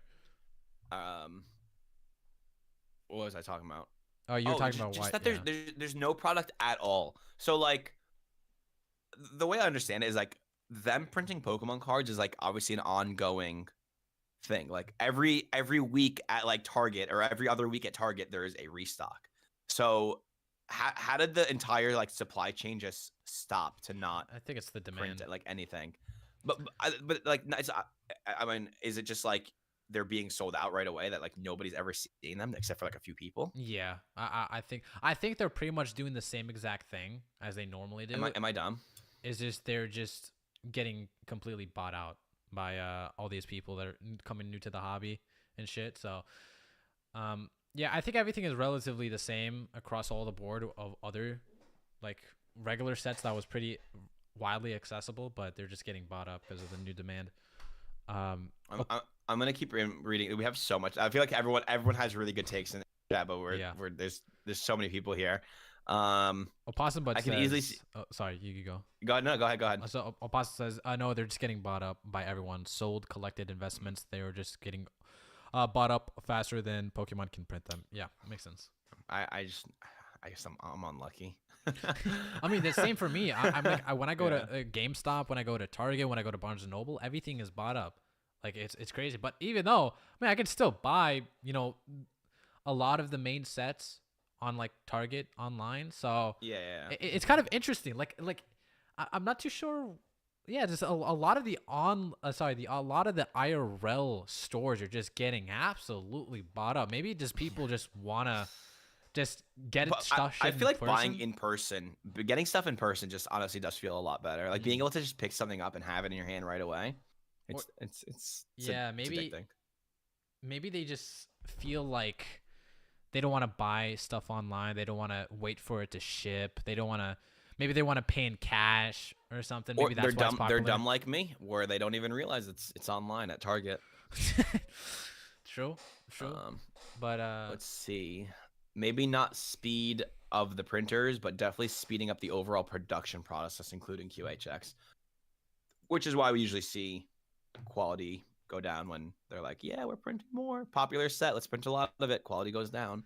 People want to recreate the Evo Skies they missed out on. I mean, that plus like a lot of other factors, but I do agree. I agree with that. Facts, Merc. Yeah, I agree with that. People like right now, Evo Skies is priced out of like everyone's price point. So this is just another way for people to do it, but it got out of control too quick. Yeah. Nick said, bro, am I insane or is the English pull rates way better than they used to be still? And the quality is better too. Burning Shadows and Sun and Moon was rough. Burning Shadows is like a whole other level of rough. I'm not sure how that happened with one singular set where every full art was completely damaged and only in the booster boxes and not the like sleeve blisters. But you know what? Maybe it's because they got their own facility, like a bigger facility. Maybe that's why. Because like back then, when Burning Shadows, they did not have their. They didn't bought a whole facility. I don't think yet. I mean, like, why? What do you? Why is that the reason for what? Sorry. No, it was the reason for the quality because Opossum Bud says that the quality is a lot why better. they had such bad quality back then because it wasn't them. Yeah, it was just a different printing facility, and I think now the reason why we're seeing a lot better quality is because actually after Sword and Shield it was actually pretty decent, and I think if I'm correct that was kind of the moment where they got that printing facility. So I'm turning on my little conspiracy brain. But maybe that's why. Potentially. I honestly, I don't know. But I also know that Burning Shadows, early Sun and Moon definitely did have terrible hit rates. I just have no idea how bad it was compared to now. Also, I'm not sure if like SARs now are the equivalent of like full art, or I guess like rainbows back then, which were also like the highest tier rarity or gold cards, something like that. I know Burning Shadows in itself was like brutal. But Clutch the God says, I got my Journeys Together ETBs from Rock today. Thanks, buddy. You're welcome, dude. And anything to help out, brother. I just stole it from the factory real quick. Anything to help out. Shining Fates has nothing on Prismatic. There's no comparison. I think you can turn up RPM like sheets per minute. I don't know. I'd imagine. I don't know though. I feel like already like industrial things like work pretty damn fast, and they're like there's no reason for them to not be printing at full capacity. Like there's no reason for them to be like we should print slower, like unless there actually is like an inherent quality difference between printing slower for the machines, which machines are machines. They're like supposed to be accurate in what they do. I think and as far as I know, like which I don't know, but I'm pretty sure like there are some human interaction points for these cards, which is where quality comes into play. I can't imagine like it's a fully 100% automated thing and we still get mistakes like this, because you can think about like literally anything else that's made ever that like especially like in technology where like a majority of it, especially when dealing with like metal parts, plastic pieces, whatever, the machinery is just accurate. Like I don't know if you've ever watched like how it's made or whatever. It's like a show on Discovery, and they're like, this is 99.9% accurate every single time. Like there's got to be like it's got to be human error at this point for Yeah. whenever quality checks like happen, like how they load sheets or like whatever, like just them. Like there definitely are mistakes that happen like in factories, but usually like if you ever see like how like food is made, they like see a batch that like gets messed up, they throw the entire thing out. Pokemon just like ship it, just ship it, just ship it, just ship Ship it. Yeah, I think that's probably right. I think they're just printing more now. I think call me crazy, but I think they just stopped printing. Usually for every set, they just stop printing for a while, and they just wait until their supply kind of gets dried out, see signs of how the boxes are doing. And once they saw Prismatic and how quickly they got there, I was like, okay, well, we were gonna reprint this in like a couple of months, but yeah, we got to reprint this now. We got to reprint this ASAP.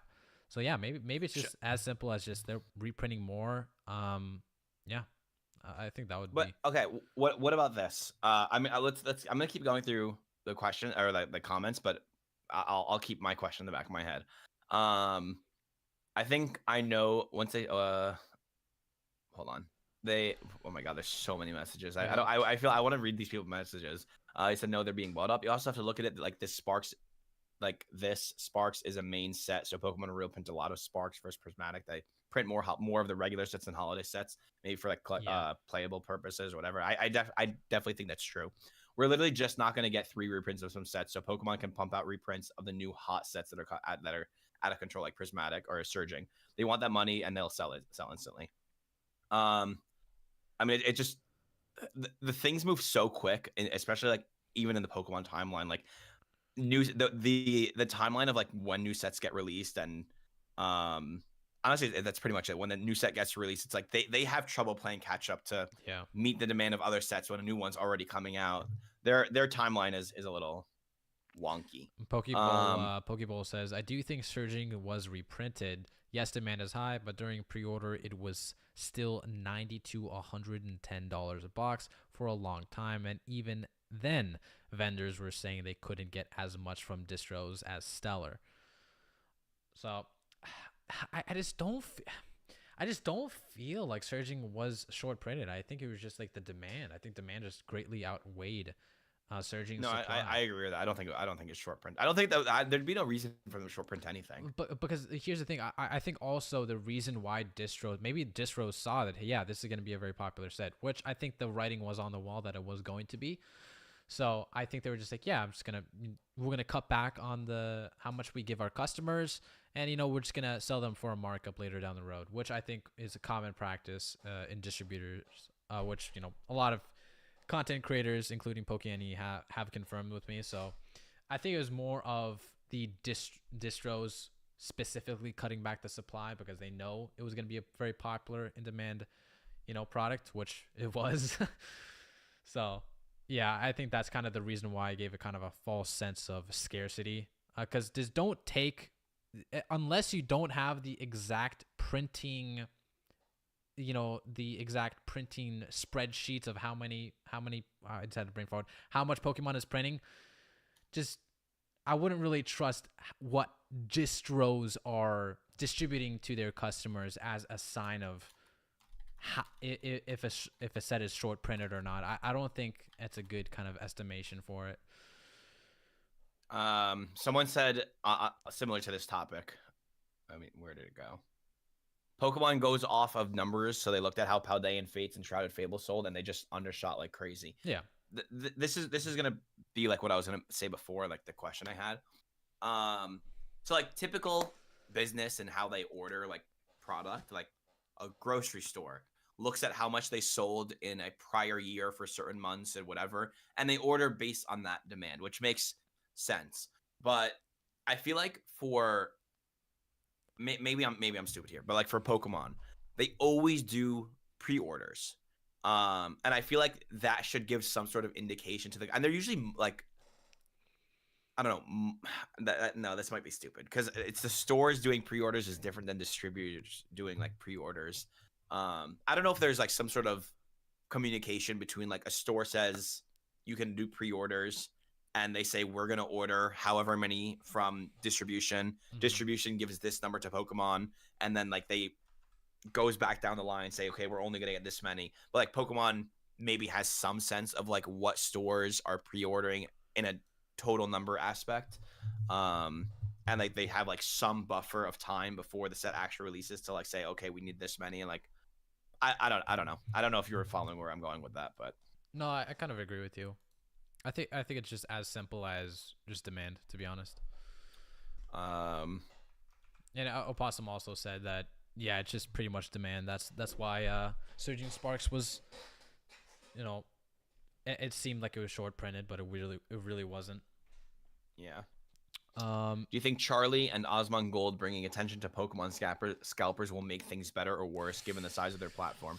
I don't think it'll make a difference. I think they just they just reported on it, and like it is what it is. People are now seeing it, but I don't think anyone's gonna stop doing what they're doing because a random big guy on the internet like said something.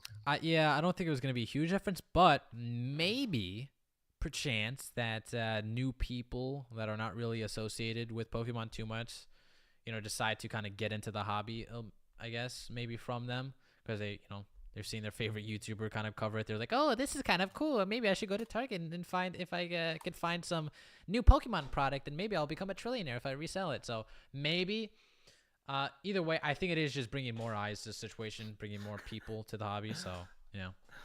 Clutch got some Metri open all the Searching Sparks in stores. That's why there's no more.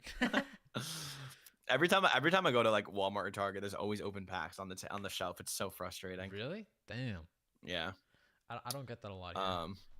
I also don't think it was fully underprinted either. We also have to consider things like vending machines went up and how many more people are trying to get product. I don't remember if it was in this early on in this chat or like some other chat about online like rip and shippers getting a lot of allocation now compared to like regular stores, and that like the amount of cases is now being distributed like tenfold across the amount of parties that need it. Yeah, I think I talked it in my video with that rip and shipper who got somehow like a 200 freaking boxes of Prismatic, and I think it's kind of been a common problem. I feel like maybe distros are seeing the value in rip and shippers because they know they're gonna get a lot more money from them, perhaps. Yeah. I think it's just a money game. I think that's why, because they know the LGS is okay. You know, if we're lucky, you know, maybe 100 people are gonna go to an LGS within a week. But you know, with a rip and shipper, dude, at least a good 1,000 people are gonna buy packs. So you know, I'm gonna give the rip and shipper a little bit more because there's just gonna be just more people buying from him. So I think that's probably the reason why.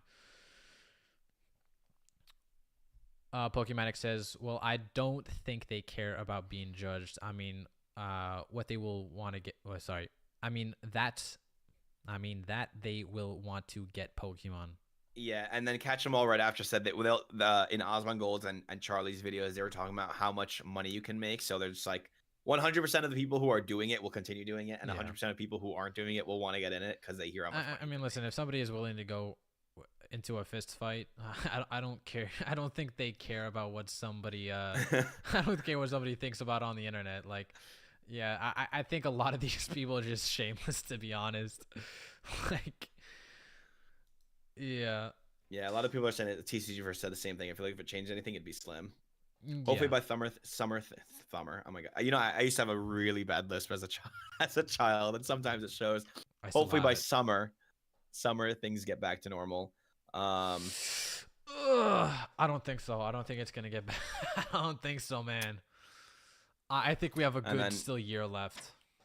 Yeah, Monkey said, I can understand new sets selling out, but everything selling out is crazy.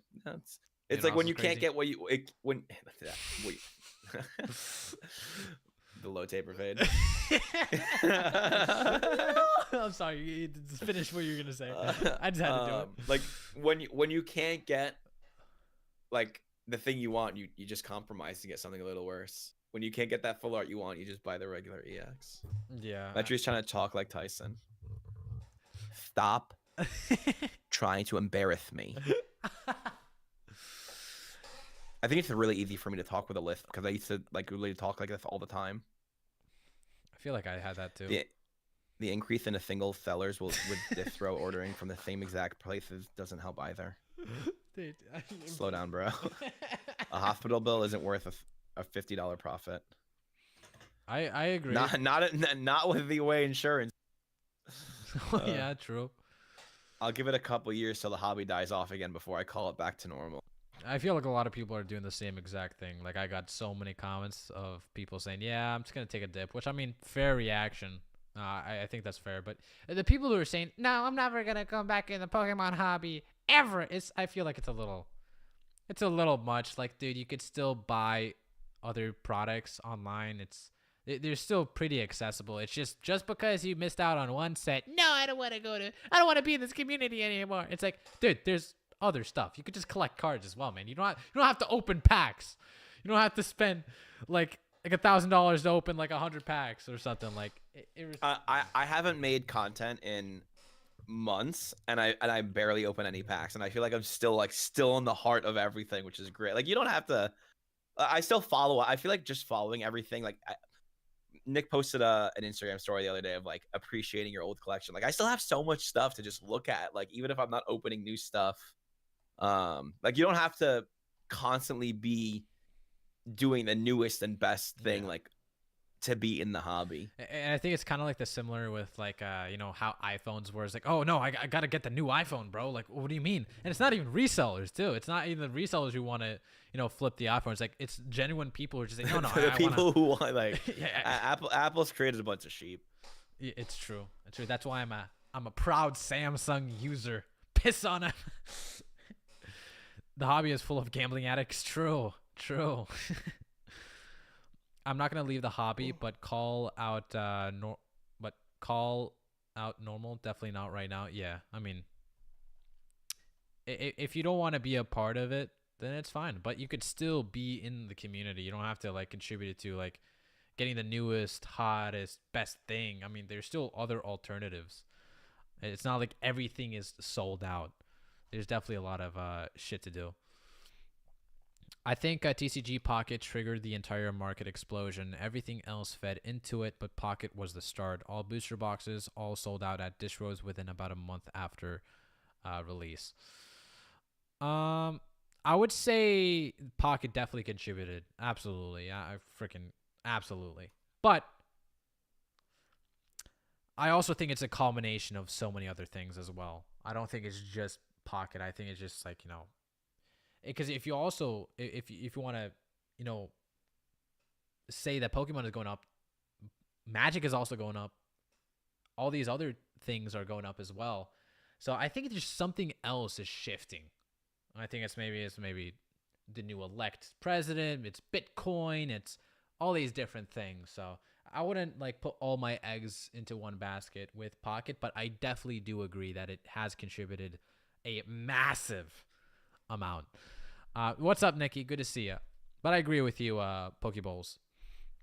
Clutch the God says, for real rock, I would take my Sidekick LX over these new phones any day. That's exactly my point, bro. You're a man of culture. Man of culture. Post more Metry, please. You don't have to read that whole message that I wrote after, but I said after I get married in May, hopefully I'll start to ramp it up again, and I'll have a new content space. So hopefully it helps. True. But anyway, Rock, I think I'm gonna head off. I mean, I'm still gonna be in chat, but yeah, I think I'm gonna wrap it up soon after I finish Dama's video.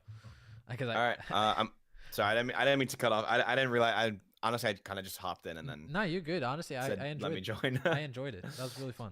Thanks for hopping on, man. That was really appreciate it. Thanks for having me on. I love all of you, and I'll see you guys in chat. All right. Bye. Bye. Okay, let's go back to the real men. I'm just kidding. All right, so let me actually get Metry's channel up here. Hold up, give me a sec. If you guys haven't subscribed to Metry, please do. He has great quality content. Let me go here. All right. Make sure you guys subscribe. Sapakarai, please. Sapakarai. All right. Anyway, let's move on to. We gotta finish Dama's video. I completely forgot about that. I'm sorry, Dama. Let's go back to Dama Wama.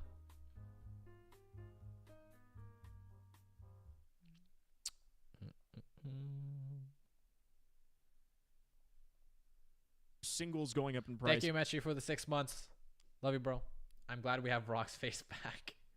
You can probably already guess it. It's because of the English market doing what it's doing. When the English market goes crazy, the Japanese market, in countless waves and cycles before this one, it replicates it. The Japanese market and the Japanese middlemen in particular know how to capitalize off this hype. They know how to capitalize off this mass amount of demand. Massive. And they will inherently take boxes and put them up in value. They will make you pay more because they know you will pay for it. Let me give you a good example. If a Japanese middleman is selling a box of Trastle Festival at $50 to $60 per unit, and they are selling out of all their stock within days, are they going to keep it at that price if stock is just going in and out like that? No, they're not going to. They're going to put the cost up because they know you'll still buy it. Because especially if you have break streamers, LGSs, online shops that are buying this in mass to make profit themselves, and they need to fit a quota, or they need to make money to keep their business going or keep customers happy or whatever it is.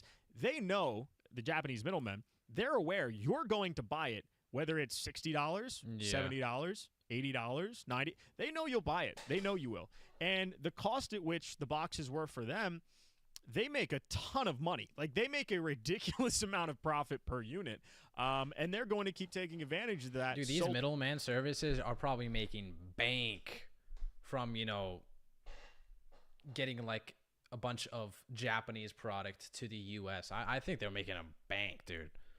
I appreciate it, Casper, for the 2 months, by the way. By someone from waiting in line. Let me see. I deadass got made fun of at work. Target because I wasn't able to get the set by someone from the line waiting for Prismatic. That's a freaking douchebag. I'm sorry I had to go through that. He should kill himself. Nah. I'm just kidding. It's a meme. It's a meme. Don't cancel me. I can't say massive anymore without a pause. It's the same exact with me. Like, now, whenever I say crazy, massive, or any of the keywords like low or taper, I don't really use taper that much, but any of those words, it just automatically triggers into my brain. But anyway, let's go back to Dama. Or huge. True. Huge as well.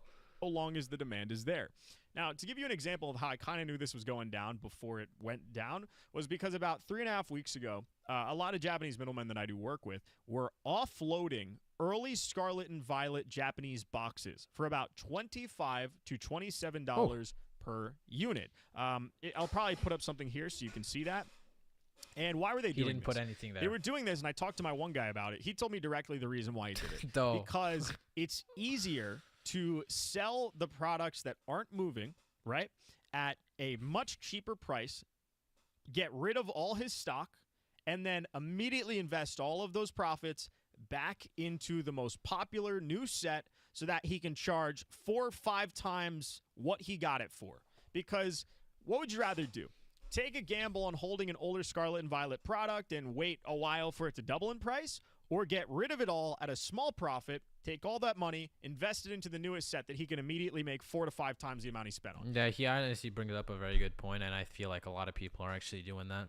Absolutely. It only makes sense. I actually 100% agree with that. TCG first says, all right, well, bid you for I bid you for your bid you all. Maybe I'm just freaking dumb. All right, well, I bid you all bidu. I hope that you all have a wonderful rest of your week and ignore the scalpers unless Rock posts about it. May RCS be with you all. Glad to be cultured now. I appreciate your TCG verse. Always supporting the channel. Always watching the videos. I really appreciate you, dog. I seen Rock's massive Vaporeon plushie. Yeah, it's in the closet right now.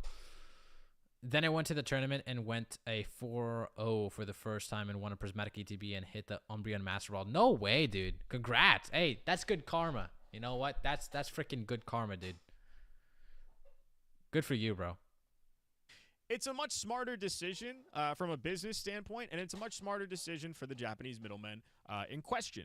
And a lot of them did it, right? So that's why you're seeing recently Scarlet and Violet boxes, Scarlet and Violet base, Scarlet and Violet triplet beat, Raging Surf, Crimson Haze, all these boxes, the Japanese Scarlet and Violet boxes. you're seeing all of them go up in value. It's because they just mass got rid of most of them. So the product they Remember have when like Scarlet and Violet base was like freaking $150 per box? It was crazy. I'm talking for the Japanese version. I'm not talking for the other one. The Miriam SAR, Jesus Christ, that was expensive as hell. $1,000 card. and still they're not going to get rid of unless you're paying a premium. So if you thought you were some kind of like guru with the Japanese market and you've only been involved for it or with it for like a couple months, maybe a year, maybe a little more, and you thought, oh, I predicted it, all the Scarlet Violet early sets for Japan, they went crazy. I knew it was going to happen. I knew they were going to double in price. I know my investments. Well, you're right, but for all the wrong reasons. You basically like it's imagine this. Imagine if I threw a baseball and my objective was to hit the catcher's glove, but I threw it and it hit a pole completely off where it should have gone, but it just so happened to bounce off the pole and go into his glove. It's like, that's yeah, pretty you suck, good luck. but you were wrong, but you got really lucky. You got the job done. That's essentially what it is. You didn't predict anything. A lot of people didn't predict it properly. They didn't know why it was going to happen. They just were kind of throwing stuff at the wall and something stuck. So in the case of why Japanese boxes, especially the early ones, are going up in price, it's because there's a lot limited stock now, and the Japanese suppliers don't want to get rid of it because they don't have as much of it, because they got rid of a lot of it to obtain Terrestrial Festival, to obtain Battle Partners, etc., the new sets coming out. They can flip Terrestrial Festival for 3, 4, 5x, right, what they got it for. They can do that with the upcoming sets as well. They're probably going to do that as well. And it's just going to be a reoccurring pattern until it gets too expensive or the demand is not there. And once the demand is gone, things will correct. And it always happens with the Japanese market. It happened multiple times in the past couple of years. The last one that a lot of people remember was the Japanese girl card market, right? The girl card. Nah, it's the waifu card market. I still kind of reminisce of those times, man. Those were some crazy times. I love them. There were some fun times. Everybody was calling everybody weird for collecting waifu cards. I mean, I still have a bunch of waifu cards, but maybe I could get away with it. But yeah, it's so funny that everybody was, and Opossum Bud bring this up a lot of times, but everybody was shaming people for, you know, why is a Miriam SAR $1,000? But everyone's okay. Umbreon SAR $1,000, completely understandable. Like, hello, what do you mean? Wait, you're talking about a waifu card is bad, but Umbreon card good? Why? What's the problem here? I predicted everything like a Professor Xavier. I also got some of the Badoo, the only new playable cards from the set. Hell yeah.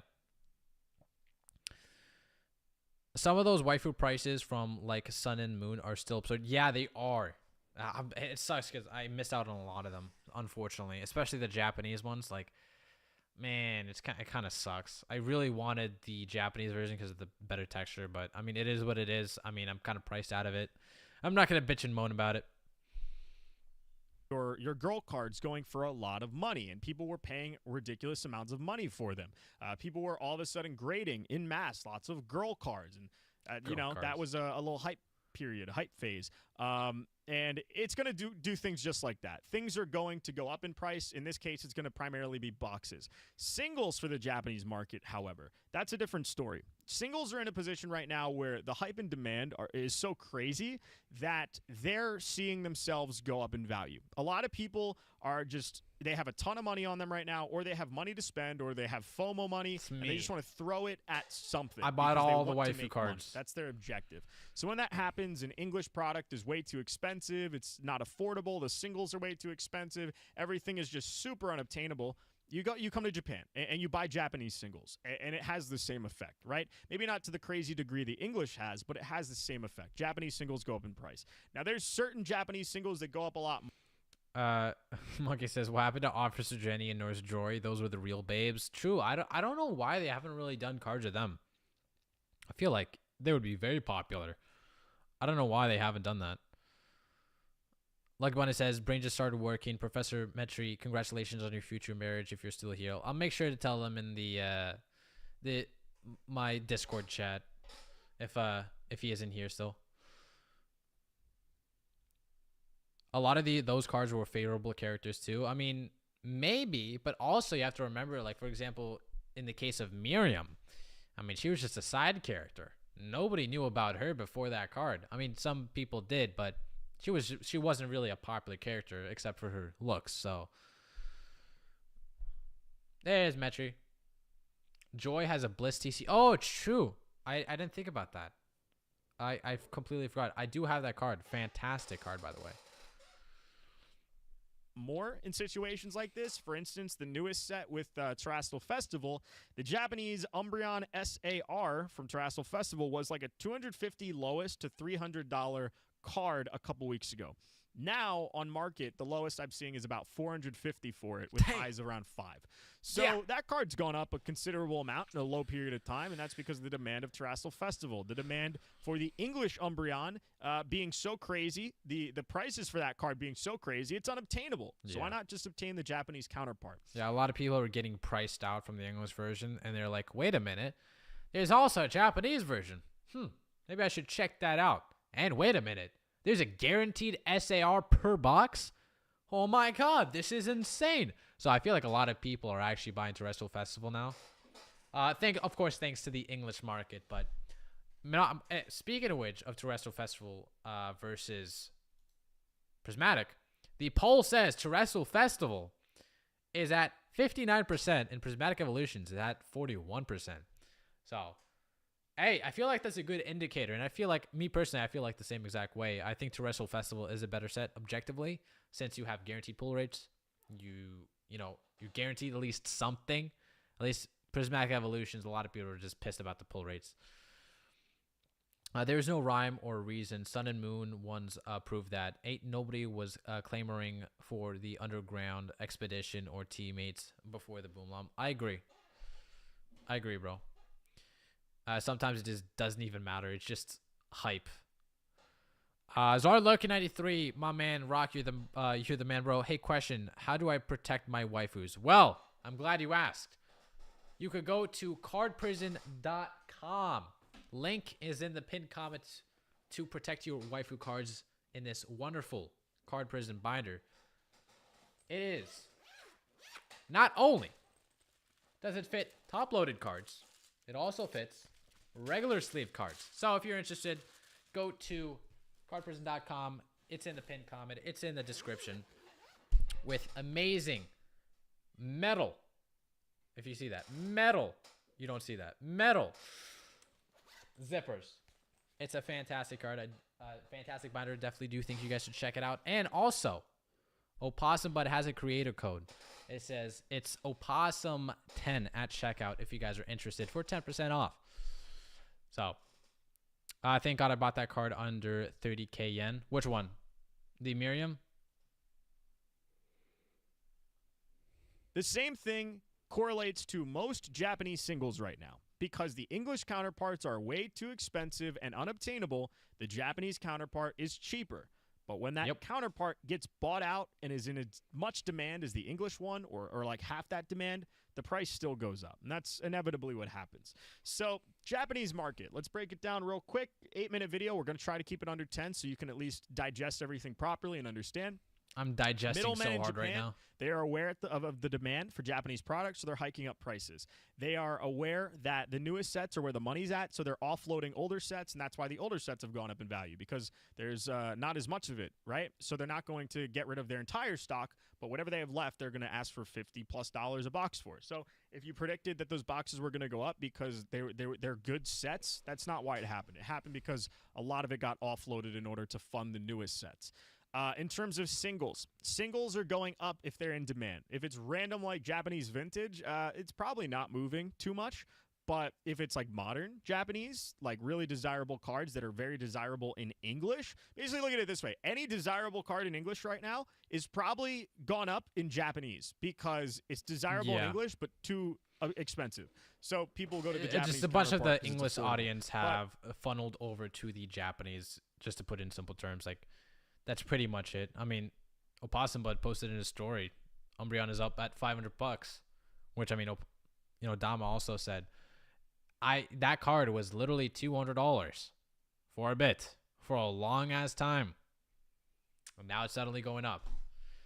Now the reason I know that, the reason I know why the card is going up in price is because the moment Prismatic Evolutions came out, the moment people were trying to hype over it, FOMO over it, that's when the price started inching their way up. Because, I mean, people are just getting priced out. People want a cheaper alternative. And unfortunately, I don't think the Japanese is going to be a cheaper alternative for much longer. Because, you know, there's going to be a certain time where Japanese is also going to be unattainable to a certain extent. And maybe people are going to, you know, funnel in the Chinese market, the Korean market. Same thing that happened with EV Heroes. You know, Evolving Skies was priced out. Next up, EV Heroes. EV Heroes was priced out. Okay, let's go to Korean now. So, man, it affects a lot of shit. When that's bought out in a mass amount, then it goes up in value too. It has the same effect, right? Will this last forever? That's the big question, and I have about 30 seconds to answer it. I can answer it in 5 seconds. No. Yes. It's not going to last forever. Maybe it lasts another year. I'm saying yes that I agree with him. Not that, just to be clear. Yes that I agree with him that it's not going to last forever. Maybe it lasts 2 years at most. I think post the Yeah, anniversary. I think it's going to last about a year.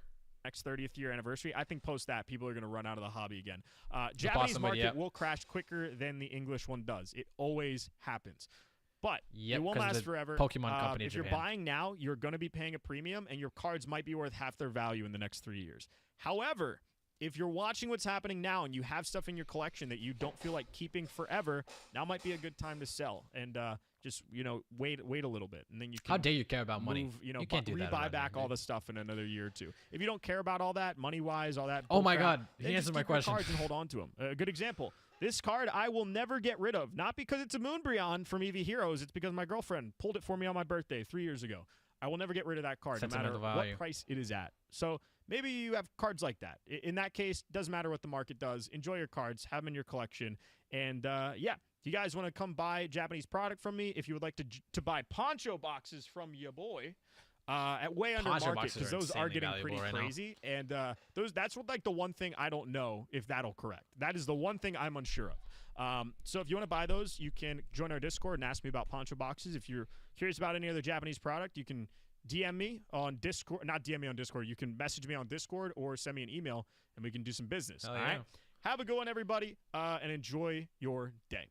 Make sure you guys check him out. I'm gonna copy his channel and his video. Oopsie, wrong one.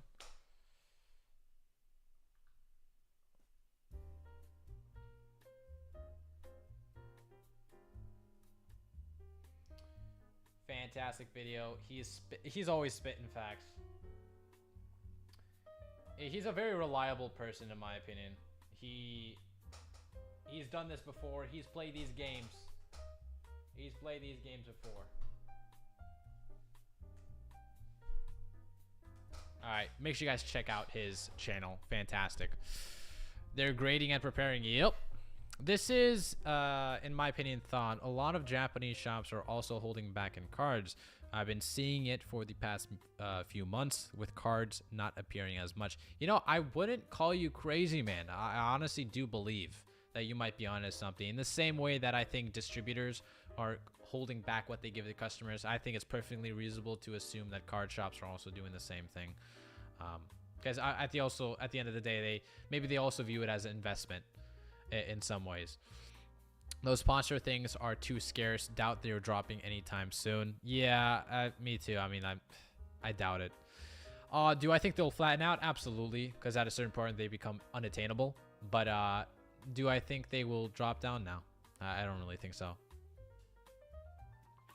Let me see if I missed any other chats. Bro, it's school day. Go to sleep. I don't go to school, brother. I'm homeschooled. Good thing I got like 90% of the cards I wanted on terrestrial before the run up. Good for you, bro. Good plays. Good plays. I'm back. I just ate a B-dubs. Good to see ya, Snake Bread. Welcome back. I recommend it, and I also use the Opasa bug code. Always appreciate you, bro. You always support. Dude, I really appreciate all the support. Like, really. It means a lot.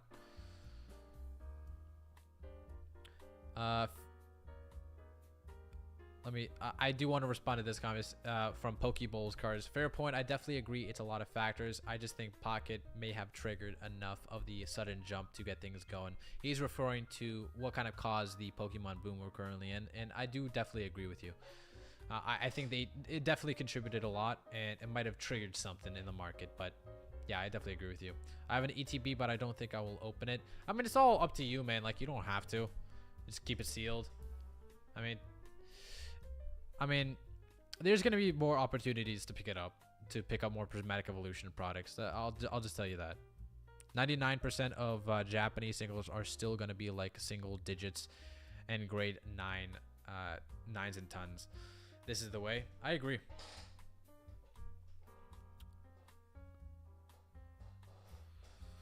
But anyway, I gotta hit the goddamn hay because I'm exhausted. It was very nice covering shit. I'm gonna try to do this more often whenever these rants happen. But I do really appreciate you guys. Also, make sure you guys check out Card Trader for if you're like interested in getting Japanese singles, perchance, maybe Japanese products. They're kind of like a similar kind of website to TCG Player, but they're even better in my opinion. So if you want to get 5% off your whole order, make sure you use Rock5 at checkout. So here you guys go. Great stream, Rock. Thanks for the fun conversation. Absolutely, man. Thanks for watching. I really, really appreciate it. And just appreciate your support, dude. Night, bro. Night, Alex. Night, Pokemanic. Always good to see everyone. Later, Rock. Appreciate you, buddy. Appreciate your possum. All right, boys. It's time for me to ascend to the other dimension. To my bed. The site is 404. Oh, Card Trader? Hold on. Let me do. Let me see. Alright. Thanks for letting me know, bro. Alright. Again. Go to Card Trader. Rock5 for 5% off. See you, Virginia. Appreciate you for always supporting. Missed the live stream. You can always replay it. A lot of juicy shit that I was talking about. Night Rock, I appreciate you, Claro. Inept, also love you, bro. All right, got everyone. I appreciate you guys, and I'll see you on the next one.